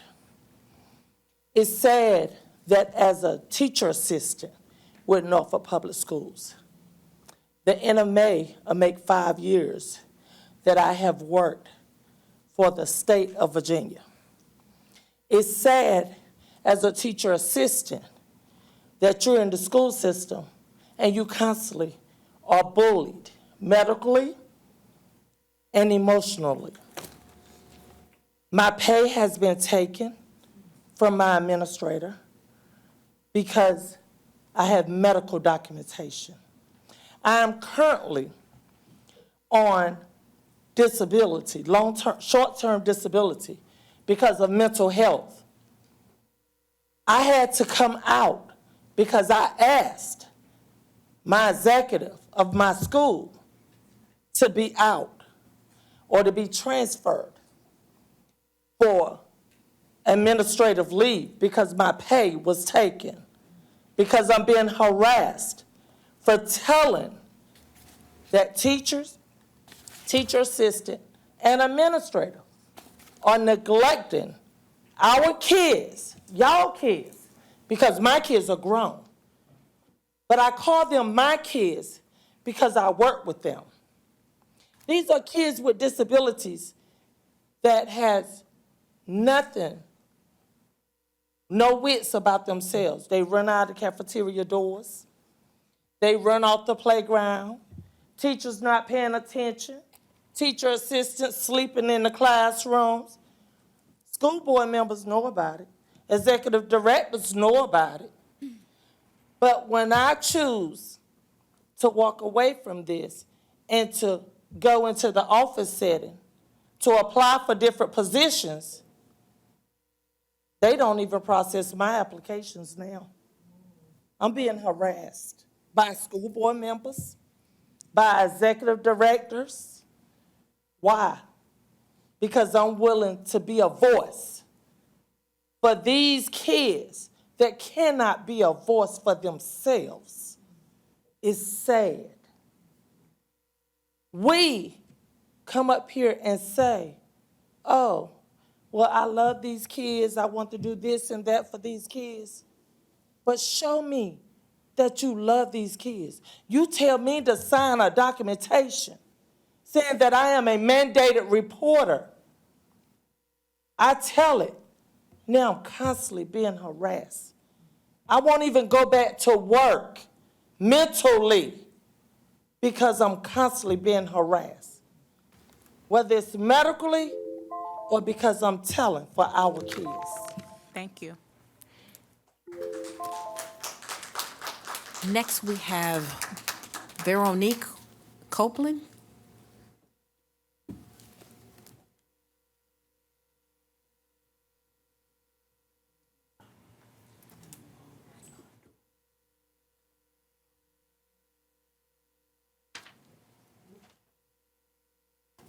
Welcome. Hi, good evening.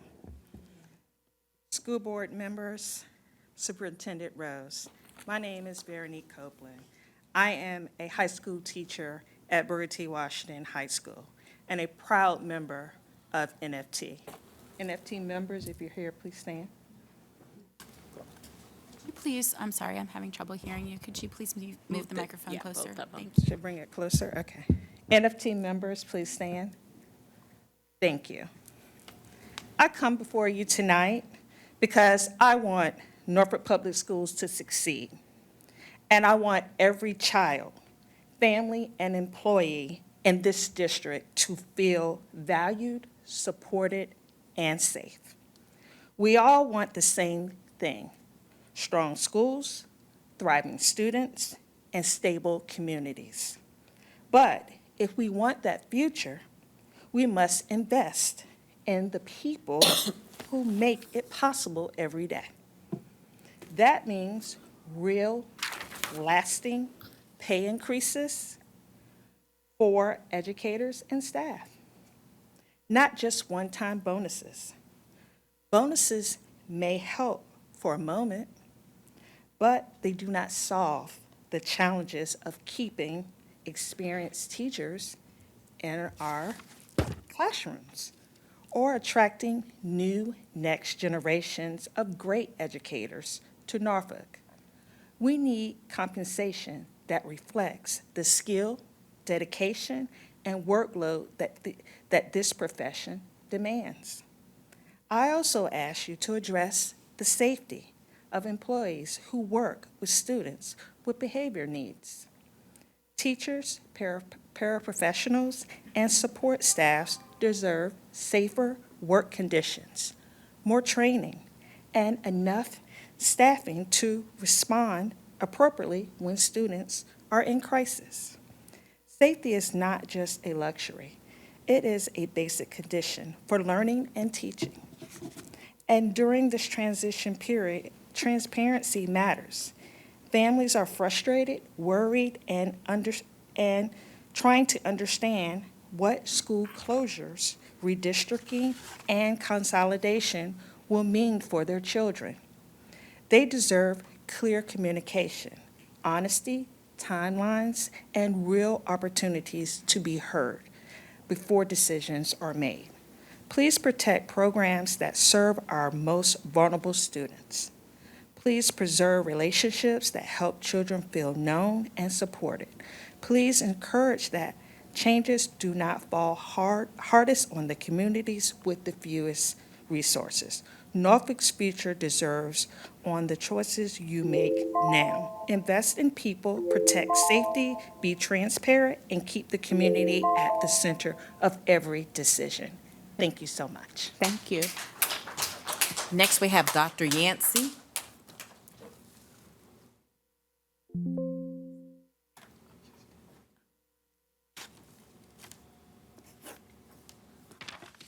Welcome. Thank you, and good afternoon, board, and good afternoon, family, friends, parents. My name is Dr. Yancey, and I am the CEO of Virtual Peace of Mind, which is also the new partner as the premier mental health provider for Norfolk Public Schools. We provide telehealth services to your students at no cost to families. It is not required to have an IEP, a 504 plan, English as a first language. It is 100% accessible plan for all Norfolk Public Schools students. We are open Monday through Sunday. We work holidays and all throughout the summer.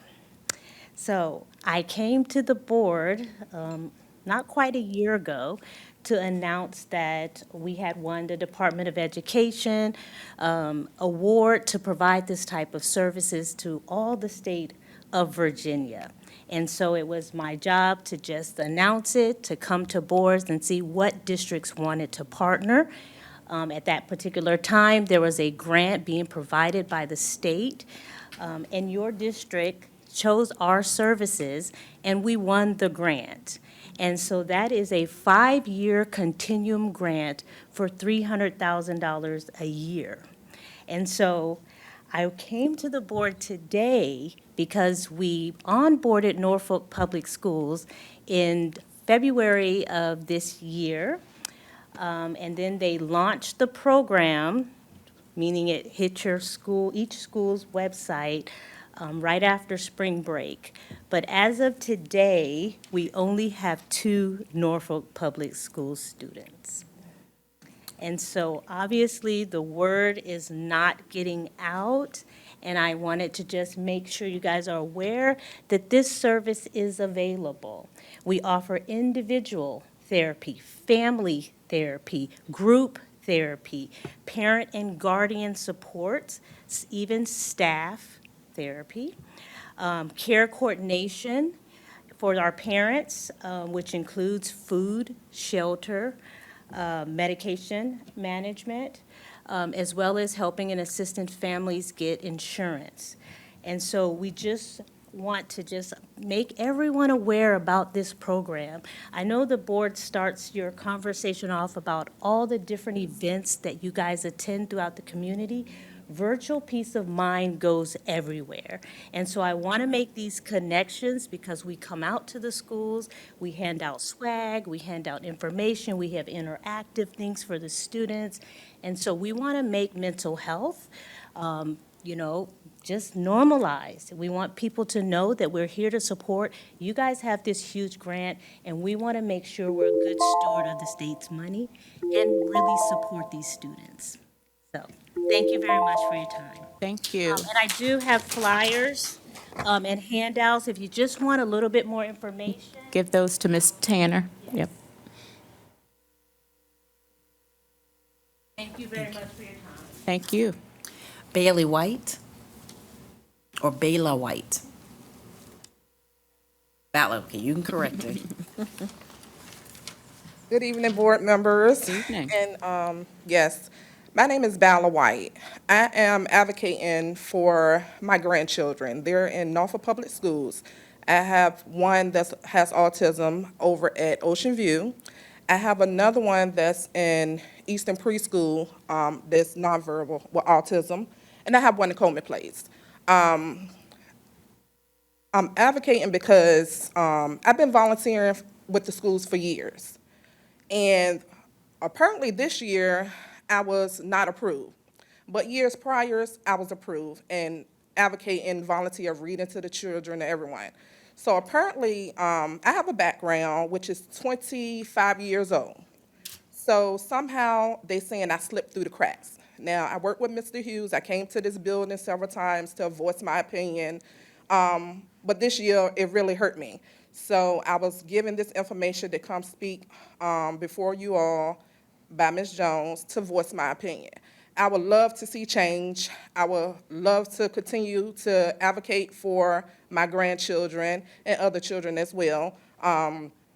I would like to continue volunteering within the school system itself. They are my pride and joy. I understand safety is priority, but I would like to be given a second chance. You know, not sure what the protocol is or how I slipped through the cracks, but for some reason, I was very disappointed because I was not able to provide any services this year.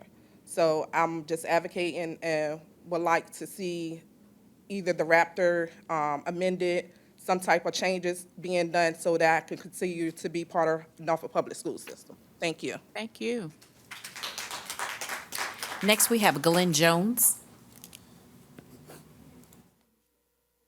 Yes, that's fine.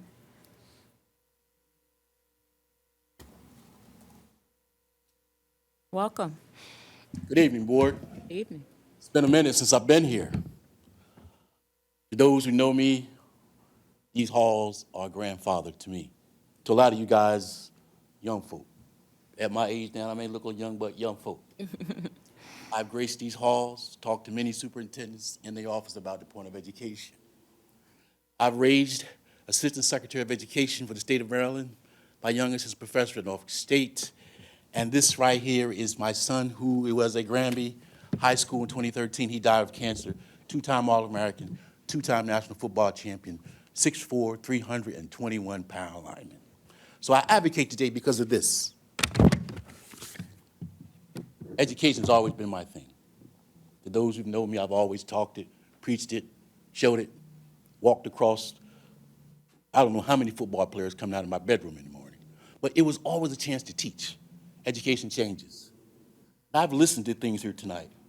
I've listened to the parents. I've listened to the teachers. So I stand here as an advocate.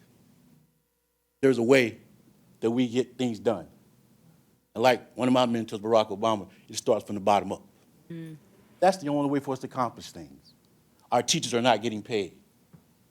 Folks, there is a way for them to get paid for the time, for the years that they have put in. A lot of our teachers are leaving, not getting what's due to them. A lot of our parents are harassed, hurt, disappointed when they come to the school board because they receive no answers. A lot of you folks weren't here when I was here. Dr. Rose, I appreciate a lot of things that you said earlier. That is in compliance to a lot of things that I'm trying to do and accomplish here today. I stand here today as a candidate for Ward 5 School Board. I stand as a candidate with new ideas, new concepts, new things that bring our schools up to par, to where they should be, where a parent can gain an understanding, where a teacher can feel that even though this year I've done 20 years, but they owe me for 10 years, they still can get paid. And I want to show you how to do that and tell you how to do that. I want to take our 12th graders to the grading are leaving schools. I want to build our school into a business with the help of business. So when you leave there, there's possibly a proclamation of you receiving work. Because right now, all of you are not guaranteed college, and some folks are not going to go to college. But I want to see the school board, if we're a community nation, we put out what the world see today. You guys, and it comes from a signature. I've been here for a while, folks. I'm not new to this concept. I'm not new to ideas. Miss Basin, I don't see Rodney, but that's a lot of different things. Miss Tanner, I've been around for a minute. I've been here for a while, and I've seen it. I took 5 years off to care for my son. He died of osteosarcoma, which they call a sportsman disease. He died in my arms. But he said something before he died to me. He says, "Pop, you're going to do something great one day." And I kept wondering what it was for me to do. To bring change, to bring closure to some of the things that our teachers are saying that they're not. Thank you, sir. Your time has expired. Wherever the concept is Wednesday again, I say, you'll see me around. My name is Glenn Jones. If you want new concepts, new ideas. Thank you. Thank you, Mr. Look Jones. for me on the board. Glenn Jones, Ward 5 representative. Lisa Walker.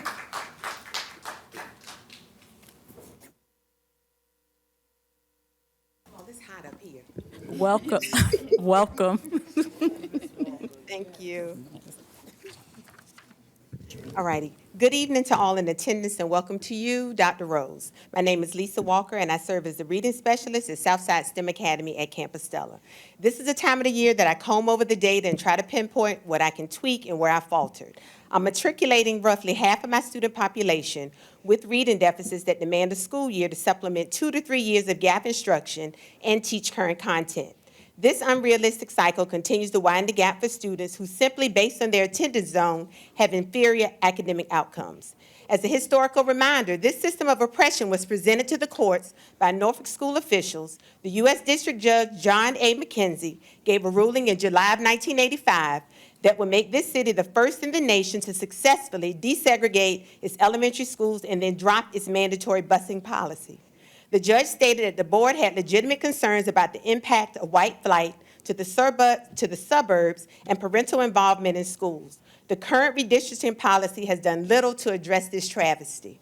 So I look to ways to overcome these outcomes and improve it for all students. I attended a conference where Tim Shanahan discussed his model, the Wheels of Reading Improvement. I want to highlight 3 components of the golden cycle: students directing instruction towards them, amount of instruction maximizing time spent, content and curriculum, the quality and focus of the instruction. Additionally, the model emphasizes teacher efficacy. We all know that who delivers the instruction determines student outcomes. The board has received 2 of the most consequential reports of why NPS can't propel forward. The equity report stated that half of our staff has 0 to 3 years of experience, and discipline data reveal how your most under-resourced populations are handled. A WHO article I read this morning states we have a 10.7% vacancy rate, I can't say that word right now, the 3rd highest in the region. This leads me to my last comment. Teachers are receiving 2% raises and a letter to remind us to apply for a $24 monthly credit to offset rising insurance costs. As a frame of reference, that credit will purchase 5 gallons of gas. How tone deaf could you possibly be? I have decided there is not a national teacher shortage. However, there is a global awareness amongst professionals that teachers must do a lot every single day and receive crumbs for it. We are not valued for our expertise, but everything in public education hinges on teaching and learning. The current budget has $17 million planned for a pool and a contract for tutors in a rigged system that was created by Norfolk Public Schools. The board discusses AI, advanced studies cohorts, use of technology, textbooks, and adding agenda items. We need meaningful conversations and action steps around district policies and change, because that is the destiny for our most valuable commodity, teachers and students. Thank you so much for listening. I'm going to leave you with the articles I referenced, and I want you to enjoy your summer. Lots of peace, blue crabs, and Netflix. Thank you. Thank you. Carter Maline. Did I say that right? Thank you.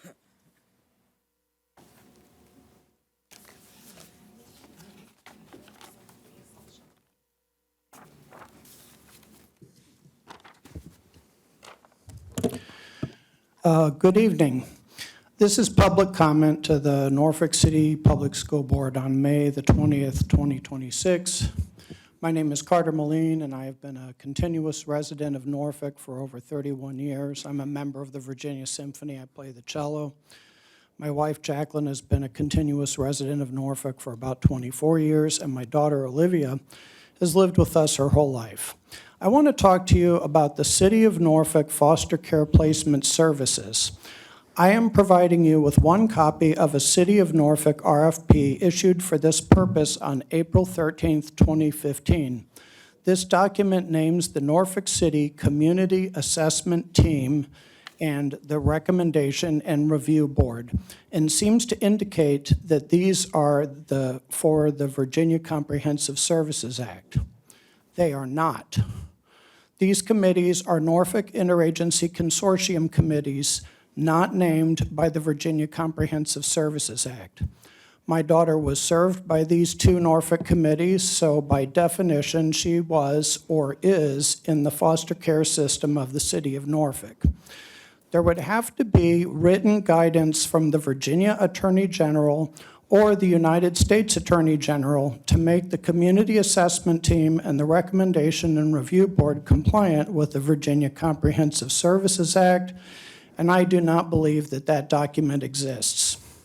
I am again asking you for a second time to publish on your website the state and federal documents mandating the existence of the Norfolk Interagency Consortium and to provide me a copy of such. I was never told that my daughter was in the foster care system. No one told me.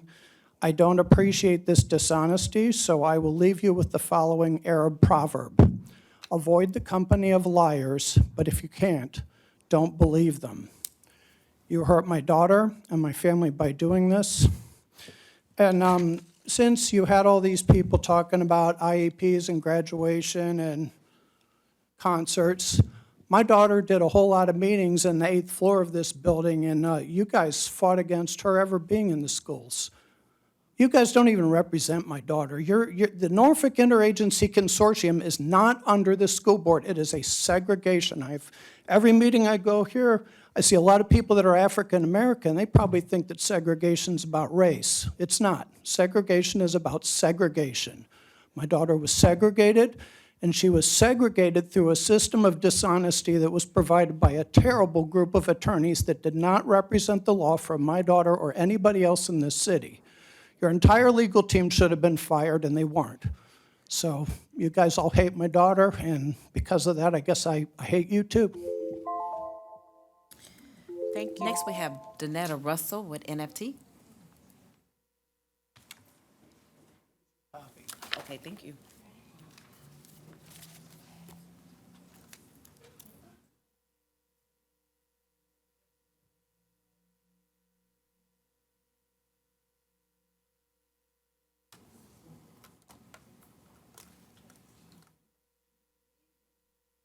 Good evening, Ms. Russell. There's nothing on that sign that is, it's not inappropriate. It's not a whole Oh. word. Okay, my name is Donetta Russ. I work at Norview Middle School for over 30 years. What I'm about to show you is what we get every day. It says combat pay, 5%. Can y'all see? Everybody see? And the words you see up here are not from teachers. These words are from students. Imagine, Miss Buffalo knows she used to work in the office. She was an office manager at Norview Middle School. Students coming up to you and telling you this word right here. I can't say it because I'm a Christian. I don't curse anymore. Thank you, Jesus. But they coming up to you in your face saying this word. What I have up here is combat pay, mental health, for our teachers. You see the words is not written out. These are not teachers saying this, these are students saying this. That's why I said combat pay. Okay. Last week, I'm a building rep for NFT, and 2 teachers came to me, and they came crying because I work in the office. They said, Ms. Russell, I can't take it. What they can't take, because they can't teach in their classroom because of not all students, but maybe a few students cursing them out, getting up in their face. And she came crying to me. I sent her after I calmed her down, I sent her to the principal's office and had her talk. The principal allowed her to go outside and sit in her car while somebody else covered her class. But my thing is, while I'm up here, is because the student was supposed to have been suspended or been in ISD for a couple of days. The next day, that same student was in her classroom, back up in her face again. And she came to me and said, Ms. Russell, what can we do? I said, I'll go to the school board. You know, I don't have a problem speaking. And then I had a teacher came just yesterday. And she said, Ms. Russell, she was crying. And she said, I can't teach. And she said, it's not all my classroom. It's some of them. What I want to say is, when these children are disrupted, put them out. Or let their parents come and see. You know, some parents, they can't even hardly control their own kids. I don't understand. It's the generation now. You just can't understand it. It's not all our students at Northview Middle School. It's only a few. But my thing is to the board. If the dean put them out for a couple of days, let them go. If this child has a problem with a teacher, put them in another class. You know do y'all understand what I'm saying? A teacher wrote this right here, combat pay. That's what that is. When children get in your face and bully you and call you all kind of names, that's combat. Especially when you can't send them back to them. Thank you. Thank you. Chairwoman Buffalo, correction on the numbers is 9, and that concludes our speakers for this evening. Thank you, Ms. Tanner. We're going to move on to 4.09, approval of the consent agenda. May I have a motion to approve the consent agenda? That we approve the consent agenda. Thank you, Dr. Martin. May I have a second? A second. Thank you, Ms. Thomas. Any discussion? Hearing none, Ms. Tanner, please call the roll. Basine? Aye. DeCalagero? Aye. Martin? Aye. Paulson? Aye. Slaughter? Aye. Thomas? Buffalo. Aye. 6.01, monthly financial report. Dr. Rose? At this point, I'd like to invite Mr. Starks to the podium.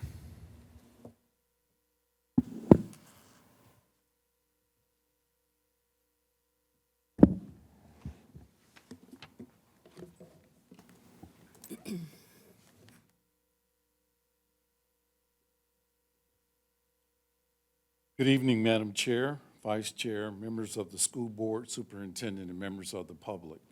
Tonight, I will provide a summary of the April 2026 financial highlights report for Norfolk Public Schools. This report reflects financial activity recorded through March 31st, 2026, and provides a point-in-time overview of the division's fiscal position as we continue through year-end close and reconciliation activities. As of March 31st, 2026, total revenues recognized were approximately 78.9% of the revised budget. Total expenditures and encumbrances were approximately 83% of the total revised budget. At this stage of the fiscal year, expenditures are currently exceeding revenues by approximately $19.7 million. However, it's important to note that federal revenues reimbursements have not been posted at this time of the report. As those revenues are recorded through the reconciliation and closeout process, the variance between revenues and expenditures are expected to improve. Additionally, this variance is influenced by normal year-end timing differences associated with payroll cycles, open purchase orders, grant reimbursement timing, summer program obligations, and outstanding encumbrances. Historically, these are timing variances and are common during the final quarter of the fiscal year. From a revenue perspective, state revenues are approximately 76.7% of the budget. City revenues are at 80% of the budget. Assigned budget, fund balance, and prior year encumbrances have been fully recognized as planned. On the expenditure side, the division continues to prioritize direct instructional support, student services, school operations, and safe learning environments. Major spending categories include classroom instruction at approximately $147 million, special education at approximately $49 million, operations and maintenance at $44 million, technology services at approximately $17 million, pupil transportation at approximately $17 million. As part of the year-end monitoring process, Finance is closely reviewing several programs areas with notable variances. In terms of variances, several departments are operating near or above budget projections due to staffing costs, contractual obligations, operational demands, and timing-related expenditures. For example, school social workers reflect increased salary and benefit expenditures associated with expanded student support. Special education continues to experience higher purchase service costs tied to mandated student services. Child nutrition reflects timing-related payroll and benefit allocations that are still being reconciled.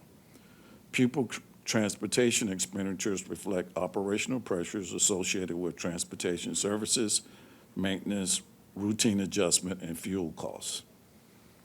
Conversely, several departments continue to maintain available balances, which are expected to support planned expenditures later in the fiscal year and during summer operations.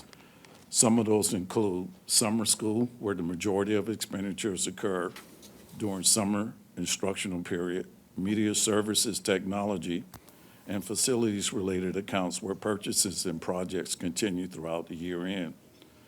Other extracurricular programs where activities and program expenses occur later in the year. The Finance Department is actively reviewing all open encumbrances, payroll allocations, grant activity, and purchase orders to ensure expenditures are properly recorded and aligned with approved budgets prior to the fiscal year closeout. Additionally, several federal and state grants are approaching expiration during the coming months. The finance staff continues to work closely with grant managers to ensure funds are utilized appropriately and in accordance with the approved spending plans. Overall, the division remains financially stable as we move through the final stages of the fiscal year. This concludes the April 2026 finance highlights. Are there any questions from the board? Thank you, Mr. Stark. School board members, you've heard the monthly financial report. Are there any questions?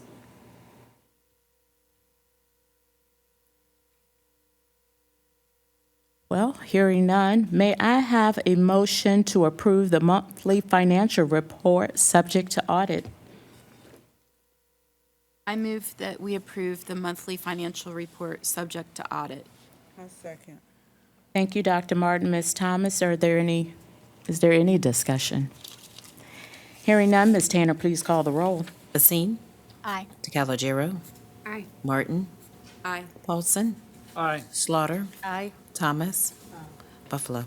Aye. We're going to move down to 6.02, discussion of the school board budget, fiscal year 27. Dr. Rose? I will hand this back to the board here in a moment, just to remind all of us that even in my time here, the board is presented with a budget. That budget was passed. Some caveats were noted, sent to the city. We were obviously tracking the city conversations as well as the city recommendation on their budget. Based upon the direction that we believe that was headed, we pulled together a committee. That committee had multiple departments in it. We also engaged with our principals and so forth. At their last meeting, you were presented with the modifications that that were recommended from that committee. And at this point in time, is moved back to the board for discussion and a vote. Okay. And so, Dr. Rose, when you say for a vote, are we Because I don't see a attachment or anything. Is it as referred back to what we originally? For the May 6th, I believe. Correct.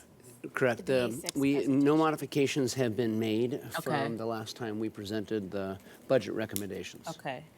So as a result of that, we're just kind of voting on what we voted back in March. Am I correct? You're voting actually on the modifications that we made On the presented May last 6th, meeting. that's Correct. right, okay. Right. So- It was May 6th. Yeah. Yeah. Ms. Basine? Madam Chair, if I'm hearing correctly, are we opening this up for further discussion? Yeah, I was going to Oh, open it up. okay, Yeah. I'll let you proceed, sorry.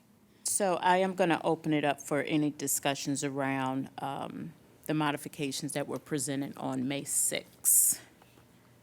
So I'll open up anyone who have any questions.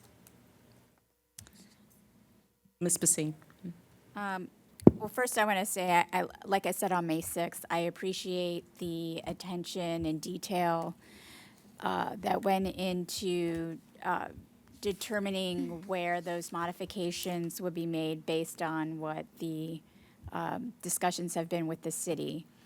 I also went back and looked at what the budget originally proposed budget, to also consider what some of those unfunded priorities are based on, what our board goals are, what our non-negotiables are, and really what our students need. And for me, all I can say is, while I appreciate the work and the effort that has gone into this, out of principle, I still feel that we are not fully addressing the needs of our students, not because of lack of effort on our division's part or our administrators' part, but based on our, I think, lack of collaboration, not lack of collaboration, that's not the right word, because we've been trying to be collaborative, but what I feel is lack of support from the state and the city to provide the resources that we need to allocate them appropriately. And I say this because, we had a significant amount of our reversion funds that we had allocated toward tutors and instructional supports. And while I appreciate that was found in the current operating budget, the funds for a lot of that was found in the current operating budget. Based on what our data has shown, what targets we have met or not met in our case around academic performance, I feel unsatisfied with what our budget is currently proposing in that case. And back to the reversion funds, the city has indicated that that would go towards CIP. And if I'm understanding correctly, that would mean that the city is not giving any additional funds for CIP, such as the 3 million, as little as it was. We're also not getting the 3 million in CIP funding. And I just want to verify again that that is correct. And so I see Dr. Pohl shaking his head. So that amount of reversion funds, which was our unspent funds from last year that largely went toward instructional support, and largely reflective of the vacancies that we had last year, is what the city has determined will go toward our capital improvement plan. So I feel that by accepting that, we are saying that that is okay. And I don't believe that it is. And so as collaborative entities, which we are working toward, I think we need to come up with a better way. A better way that puts our students first, not our buildings, although we definitely need support for that as well, because the buildings that house our students matter. Their environment matters. Having safe and healthy learning environments matter. But we need to work more collaboratively on what that looks like. And I don't believe we have gotten there yet. And at this time, because of that, unless something has changed since our May 6th meeting, which I have not heard. I've watched the city council meetings. I even attended last night. I'm not hearing that. And so with that, I at this moment cannot support the budget along with the modifications that have been made. So I just wanted my colleagues and Dr. Rose to know where I stand, and if there's anything that I have stated incorrectly, I would like the feedback. Is there anyone else? I agree. Trustee Calogero? I am very concerned about having us use our reversion funds solely for CIP. In this environment, I would like to take City Council to task for cutting out the $3 million a year that they have used for CIP and calling it an additional $5 million because they're giving us $8 million of the money that we weren't able to spend back. I heard a figure, we have $700 million in facilities needs to get our schools to be the schools that our students should be going to school in. And it just seems cruel to me, the cut of that extra $3 million. And also not allowing us to put that money where it is needed most. I am not in favor of this budget, but I feel that our backs are against the wall, that there is not much we can do at this point. I mean, we need every bit of money going towards that we have going towards capital improvement. Our students need safe and healthy places to go to school. Yet, we were only able to give our teachers a 2% raise this year, which I know does not keep up with the cost of gas. And I am devastated that we cannot do more, but we can't. So, I will vote for this budget because I don't think we have a different path forward. But kind of shame on you, City Council, for that $3 million. We could have used that. We could have used that for many things. I think that $3 million covers a roof. Almost a roof. Yeah. And it could have been used to shore up one of our buildings. So I will vote another reluctant yes to this budget. But I don't know if the school system could have done better, but I think City Council could have. Madam Chair, if I may. Yes, Ms. Slaughter, and then Dr. Rose. So I agree. I believe that our scholars absolutely, and our educators and our staff need safe physical buildings, but I also believe that there needs to be safe emotional space within the learning environments, and we know that both of those are really important to improve student outcomes, which is ultimately our goal.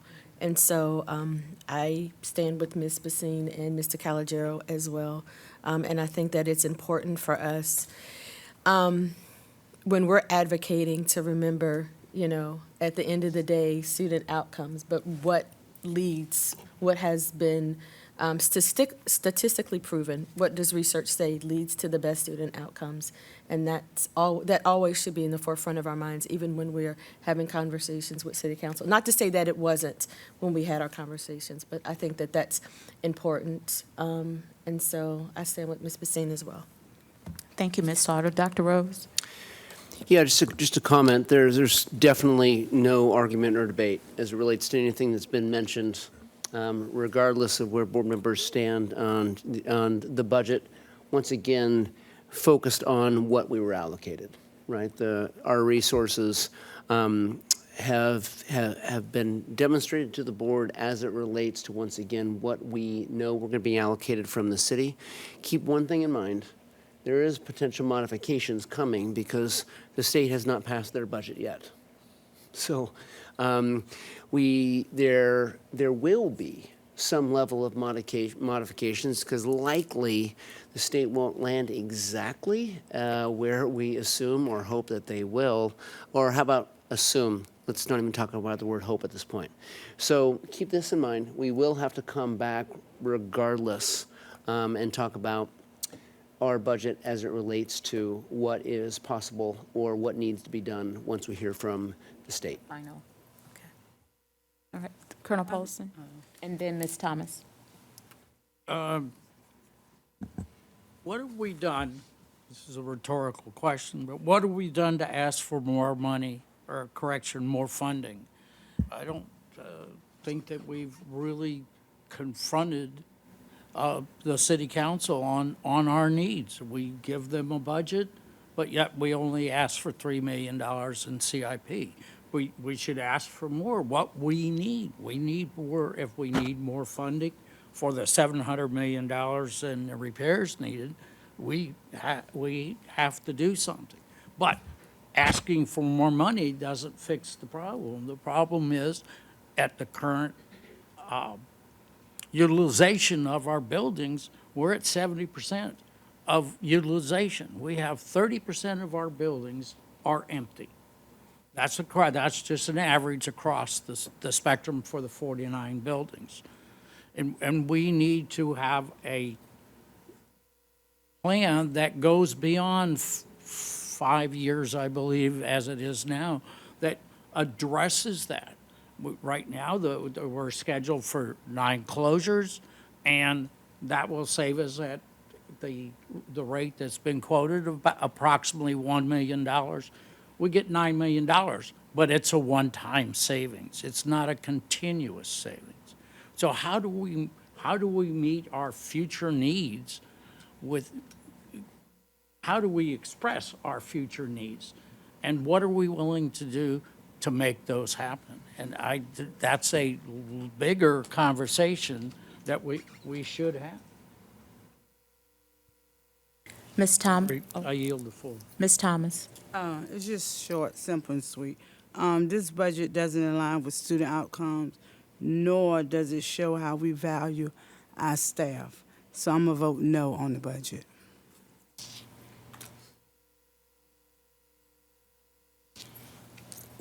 Is there anyone else? Well, I'll echo sentiments that I heard, Ms. Slaughter, Ms. Bassim, Ms. Thomas. It's disheartening. Colonel Paulson, I hear what you're saying. I don't know if you're saying, shorten our portfolio. I don't think that's the solution. I think we need to reinvest in our staff and students if we say we want our student outcomes to look a certain way as we move forward.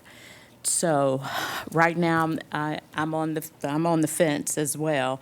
But by law, we have to, well, as Dr. Rose said, we're going to find ourselves back here anyway with modifications because we don't have a final state budget yet. So with that said, I'm a reluctant yes. Hopefully, we can have definite numbers, I would say in another month or so, because by July 1, we start a new fiscal year, whether, so we're going to find ourselves back here as well. But yeah, it is disheartening, very disheartening. Is there anyone else? All right, Ms. Tanner, please call the roll. May I clarify? Oh, I'm sorry. Was there a motion? Yes, the hour's getting long. I need a motion on the floor, please, to approve the budget with the modifications presented to the board at the May 6th meeting. I move that we accept the budget with the modifications brought forward to the board at the May 6th meeting. Second. Second. And any further discussion? Hearing none, Ms. Tanner, please call the roll. Bassim? Nay. DeCalagero, Aye. Martin, Aye. Paulson, A reluctant yes. Slaughter. Nay. I'm sorry, I didn't hear you. Nay. Thomas Nay. and Buffalo. Yes. We're going to move down to 6.03, Organization Alignment Proposal to Strengthen School Support. Dr. Rose. Yes. So I'm going to try to be as brief as I can about this. Prior to coming, and then especially during my time, part of my role as one of many leaders is to assess our organizational structure to determine are we best equipped to support our schools. I do believe in my earlier statement that we have really good people working very, very hard. That's not the question. The question is, are we organized effectively for us to be able to serve the schools, and you've heard me say this and I'll continue to say it, as a school division versus a division of schools. I don't believe that a division of schools or any sort of site-based strategy or mentality was ever strategically or intentionally launched. I believe it's happened over time. And I do think there are some very focused and impressive ways that we can make some modifications with the resources that we have to create more collaboration, more structure, and a more cohesive environment so our schools are keenly aware of the support that they will be receiving, as well as the overall guardrails and accountability structures that we set up to support them. And so I'm going to read a few things. There are two documents that you can look to. What you're currently looking at is the current structure. And I want to remind not just our board, but those watching that I am going to be going into what is a macro description, not a micro description. As I've been meeting with departments, even principals yesterday afternoon, the points of the shift to my recommendation is not to list out every position or even every aspect as it relates to every department, but it does demonstrate a significant shift. In fact, if we were to go back one, can we do that, Ms. Tanner? Go back to the first slide. Is that possible? Okay, like I said, this is a current structure. And so the one thing that I have been focusing on is, number one, how we make decisions, how we communicate with our schools, and then also engaging with our principals specifically to the kind of support and guardrails that they feel are in place for them. And once again, I think a lot of our departments are doing some good work, but often, sometimes in isolation. And so there are two very specific departments in our division that are keenly important on what you would describe in any district as your bread and butter. And number one, I don't want them separated. I don't think that they should be separated. And so without going into detail here, let's make a shift to the next. And I'm not going to go through this piece by piece. I'm going to mention some of the important changes. Number one, the purpose of these changes is not simply to redesign, but to ensure schools receive clearer support, stronger coordination, and more effective service to students. This proposal is a thoughtful balance between operational effectiveness, strategic investment, and stewardship, I believe, of public resources. While the revised structure may generate savings, it may generate savings at the executive level. Flexibility will remain to make targeted operational adjustments at the micro level. So I've mentioned this to the board that while there is some level of savings thus far, the intent in this is not to save resources, is to be more effective. So the concept under this proposal, know this, that the academic leadership and school leadership functions will be consolidated under a deputy superintendent model to improve coordination, accountability, and support to schools.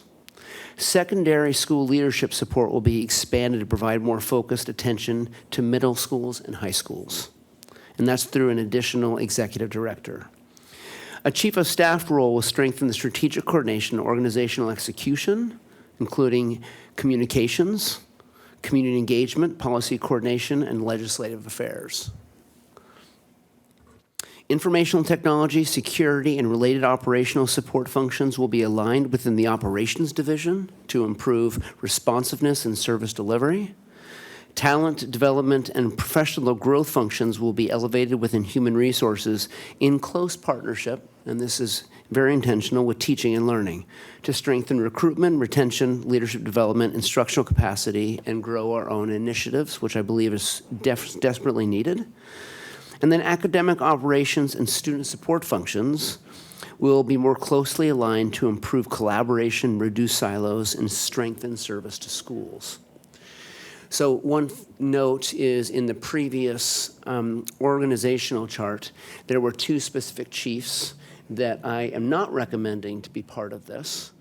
So once again, this is not in addition. In some ways, it's in subtraction by combining some of our very, very important departments. So the goal in this leadership structure is this. One, we want to be more connected to schools. Two, we want to be more accountable. We want to be more responsive. We want to be more collaborative. Our departments need to collaborate and engage with each other. We always need to know what the left and right hand are doing so that when we support schools, we're supporting them as a division as opposed to just a department. And we want to be efficient and then better equipped to support student success across the division. I do believe with this model, there will be a great deal of learning ahead of us. Right? There will be some new things that we will have to start to focus on as it relates to how we collaborate across departments to ensure, once again, clarity for our schools, which I believe can make a dramatic difference in student achievement over time. By changing our structure, it does not automatically impact student achievement because our teachers do that. Our schools do that. However, the more effective that we are as an organization to support and create clarity within our schools, I do believe it focuses on where I do know that Norfolk once was, to be a school division, as opposed to a division of schools. And there is a dramatic difference. And I believe this is a step, not the step, a step to what I believe will be a continuous improvement model over time. Thank you, Dr. Rose. May I have a motion on the floor? I move to support and improve the superintendent's recommended changes to the central administrational structure of Norfolk Public Schools. Second. Thank you, Dr. D. Calogero, Dr. Martin. Any comments? I do have a comment.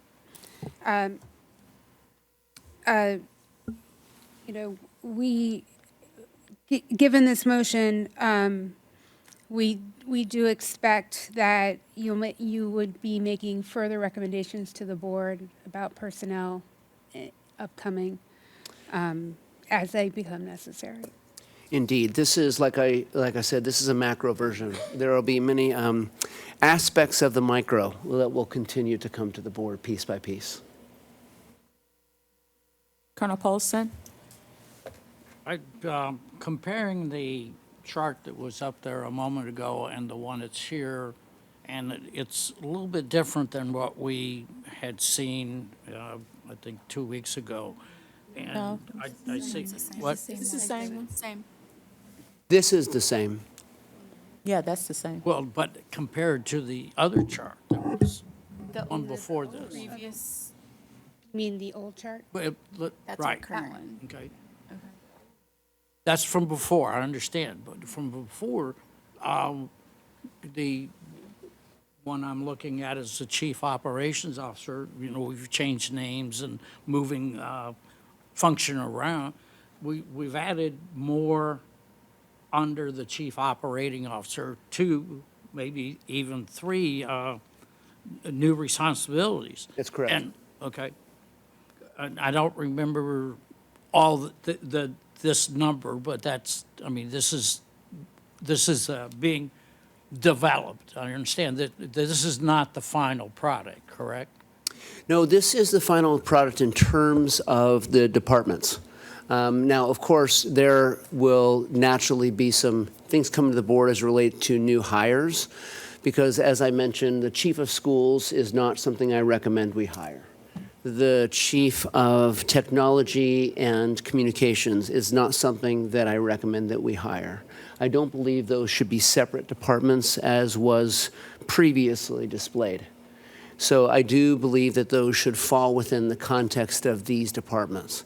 So for example, and I appreciate you bringing this up, if you look at operations as an example, I'll choose something that was moved under there and then describe why. Safety and security. So I believe safety and security belongs in operations, and that's not just a belief. There are a lot of other systems that have demonstrated this, because safety and security needs a keen awareness to the infrastructure of buildings, right? That from cameras to doors and a variety of things, we want those to be locked at the hip so that our security services are constantly a part of decisions being made, communications occurring, and so forth. I'll mention a couple other key elements that are important to note, too, for the community as well as those listening now. Currently, I hold a meeting with our current chiefs. Our current chiefs, knowing that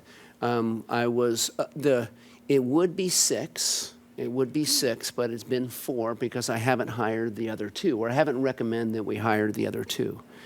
They haven't been, so now currently it's myself and 4 others that meet weekly. No offense to those 4, because they're 4 fantastic people. However, the dilemma is with my future cabinet, this won't be something I have to have approved by the board, but will be 19.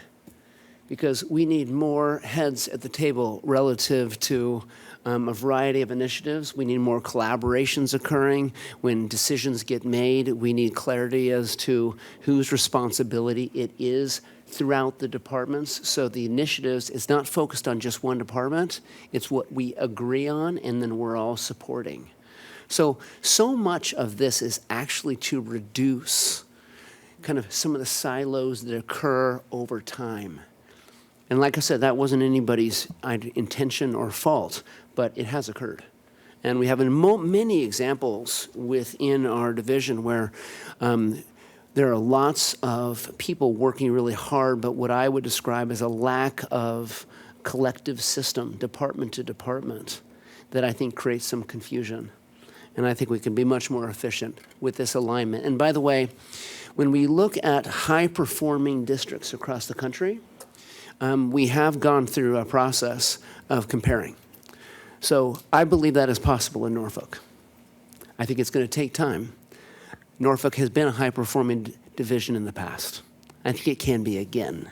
But it is going to require change. It's going to require some modifications.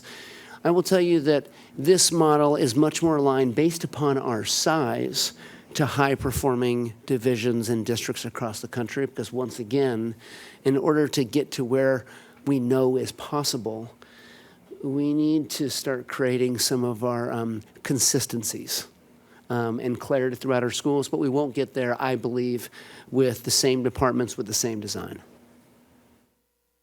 Is the CIP planning part of facilities? I mean, is that, it's there, it's not separate? Correct. I don't think I've seen it separate before, but that is a very large function, and it is something that takes a lot of planning, and with the redistricting, we're getting a chance to look at where we're going. Indeed. And yeah, so CIP as an example, that maintains. And so I've heard yesterday when I met with all of our departments here throughout central office and then principals in the afternoon, they would have certain questions about, wait, where is this particular responsibility or task? So, for example, that has not been moved. It's just that this chart doesn't list every responsibility within the departments. So if it's not listed here, it's not because it was changed or moved. It was just because we're trying to create this on a one page. Would that CIP planning responsibility be in the job description for who's responsible for really the CIP? Richard Fraley, would you like to raise your hand? Yeah. Facilities. Okay, or it, Yes. thank you. Yeah. Anyone else? Well, I'll make a comment. Thank you, Dr. Rose. I've seen this model, like you shared, in many high-performing school districts. I'm really excited to see the support for the schools and the two departments put together, because the teaching and learning piece and the school leadership piece go hand in hand. And so I thank you for that. I do excited to see what this strategic initiative and project management is going to lead to our school division, and building on our legislative affairs and government relations with our legislators and advocacy for our school division. So thank you for analyzing departments and putting the pieces together for us to be a school division and not a division of schools. So appreciate that. Anyone else? No. Madam Chair? Yes. I just want to echo your sentiments as well. Dr. Rose, thank you for bringing this to us and being thoughtful in your evaluation of where we are and where we want to go. So I appreciate that, and anything I can do to support you in that, you have it. So. Thank you. All right, anyone else?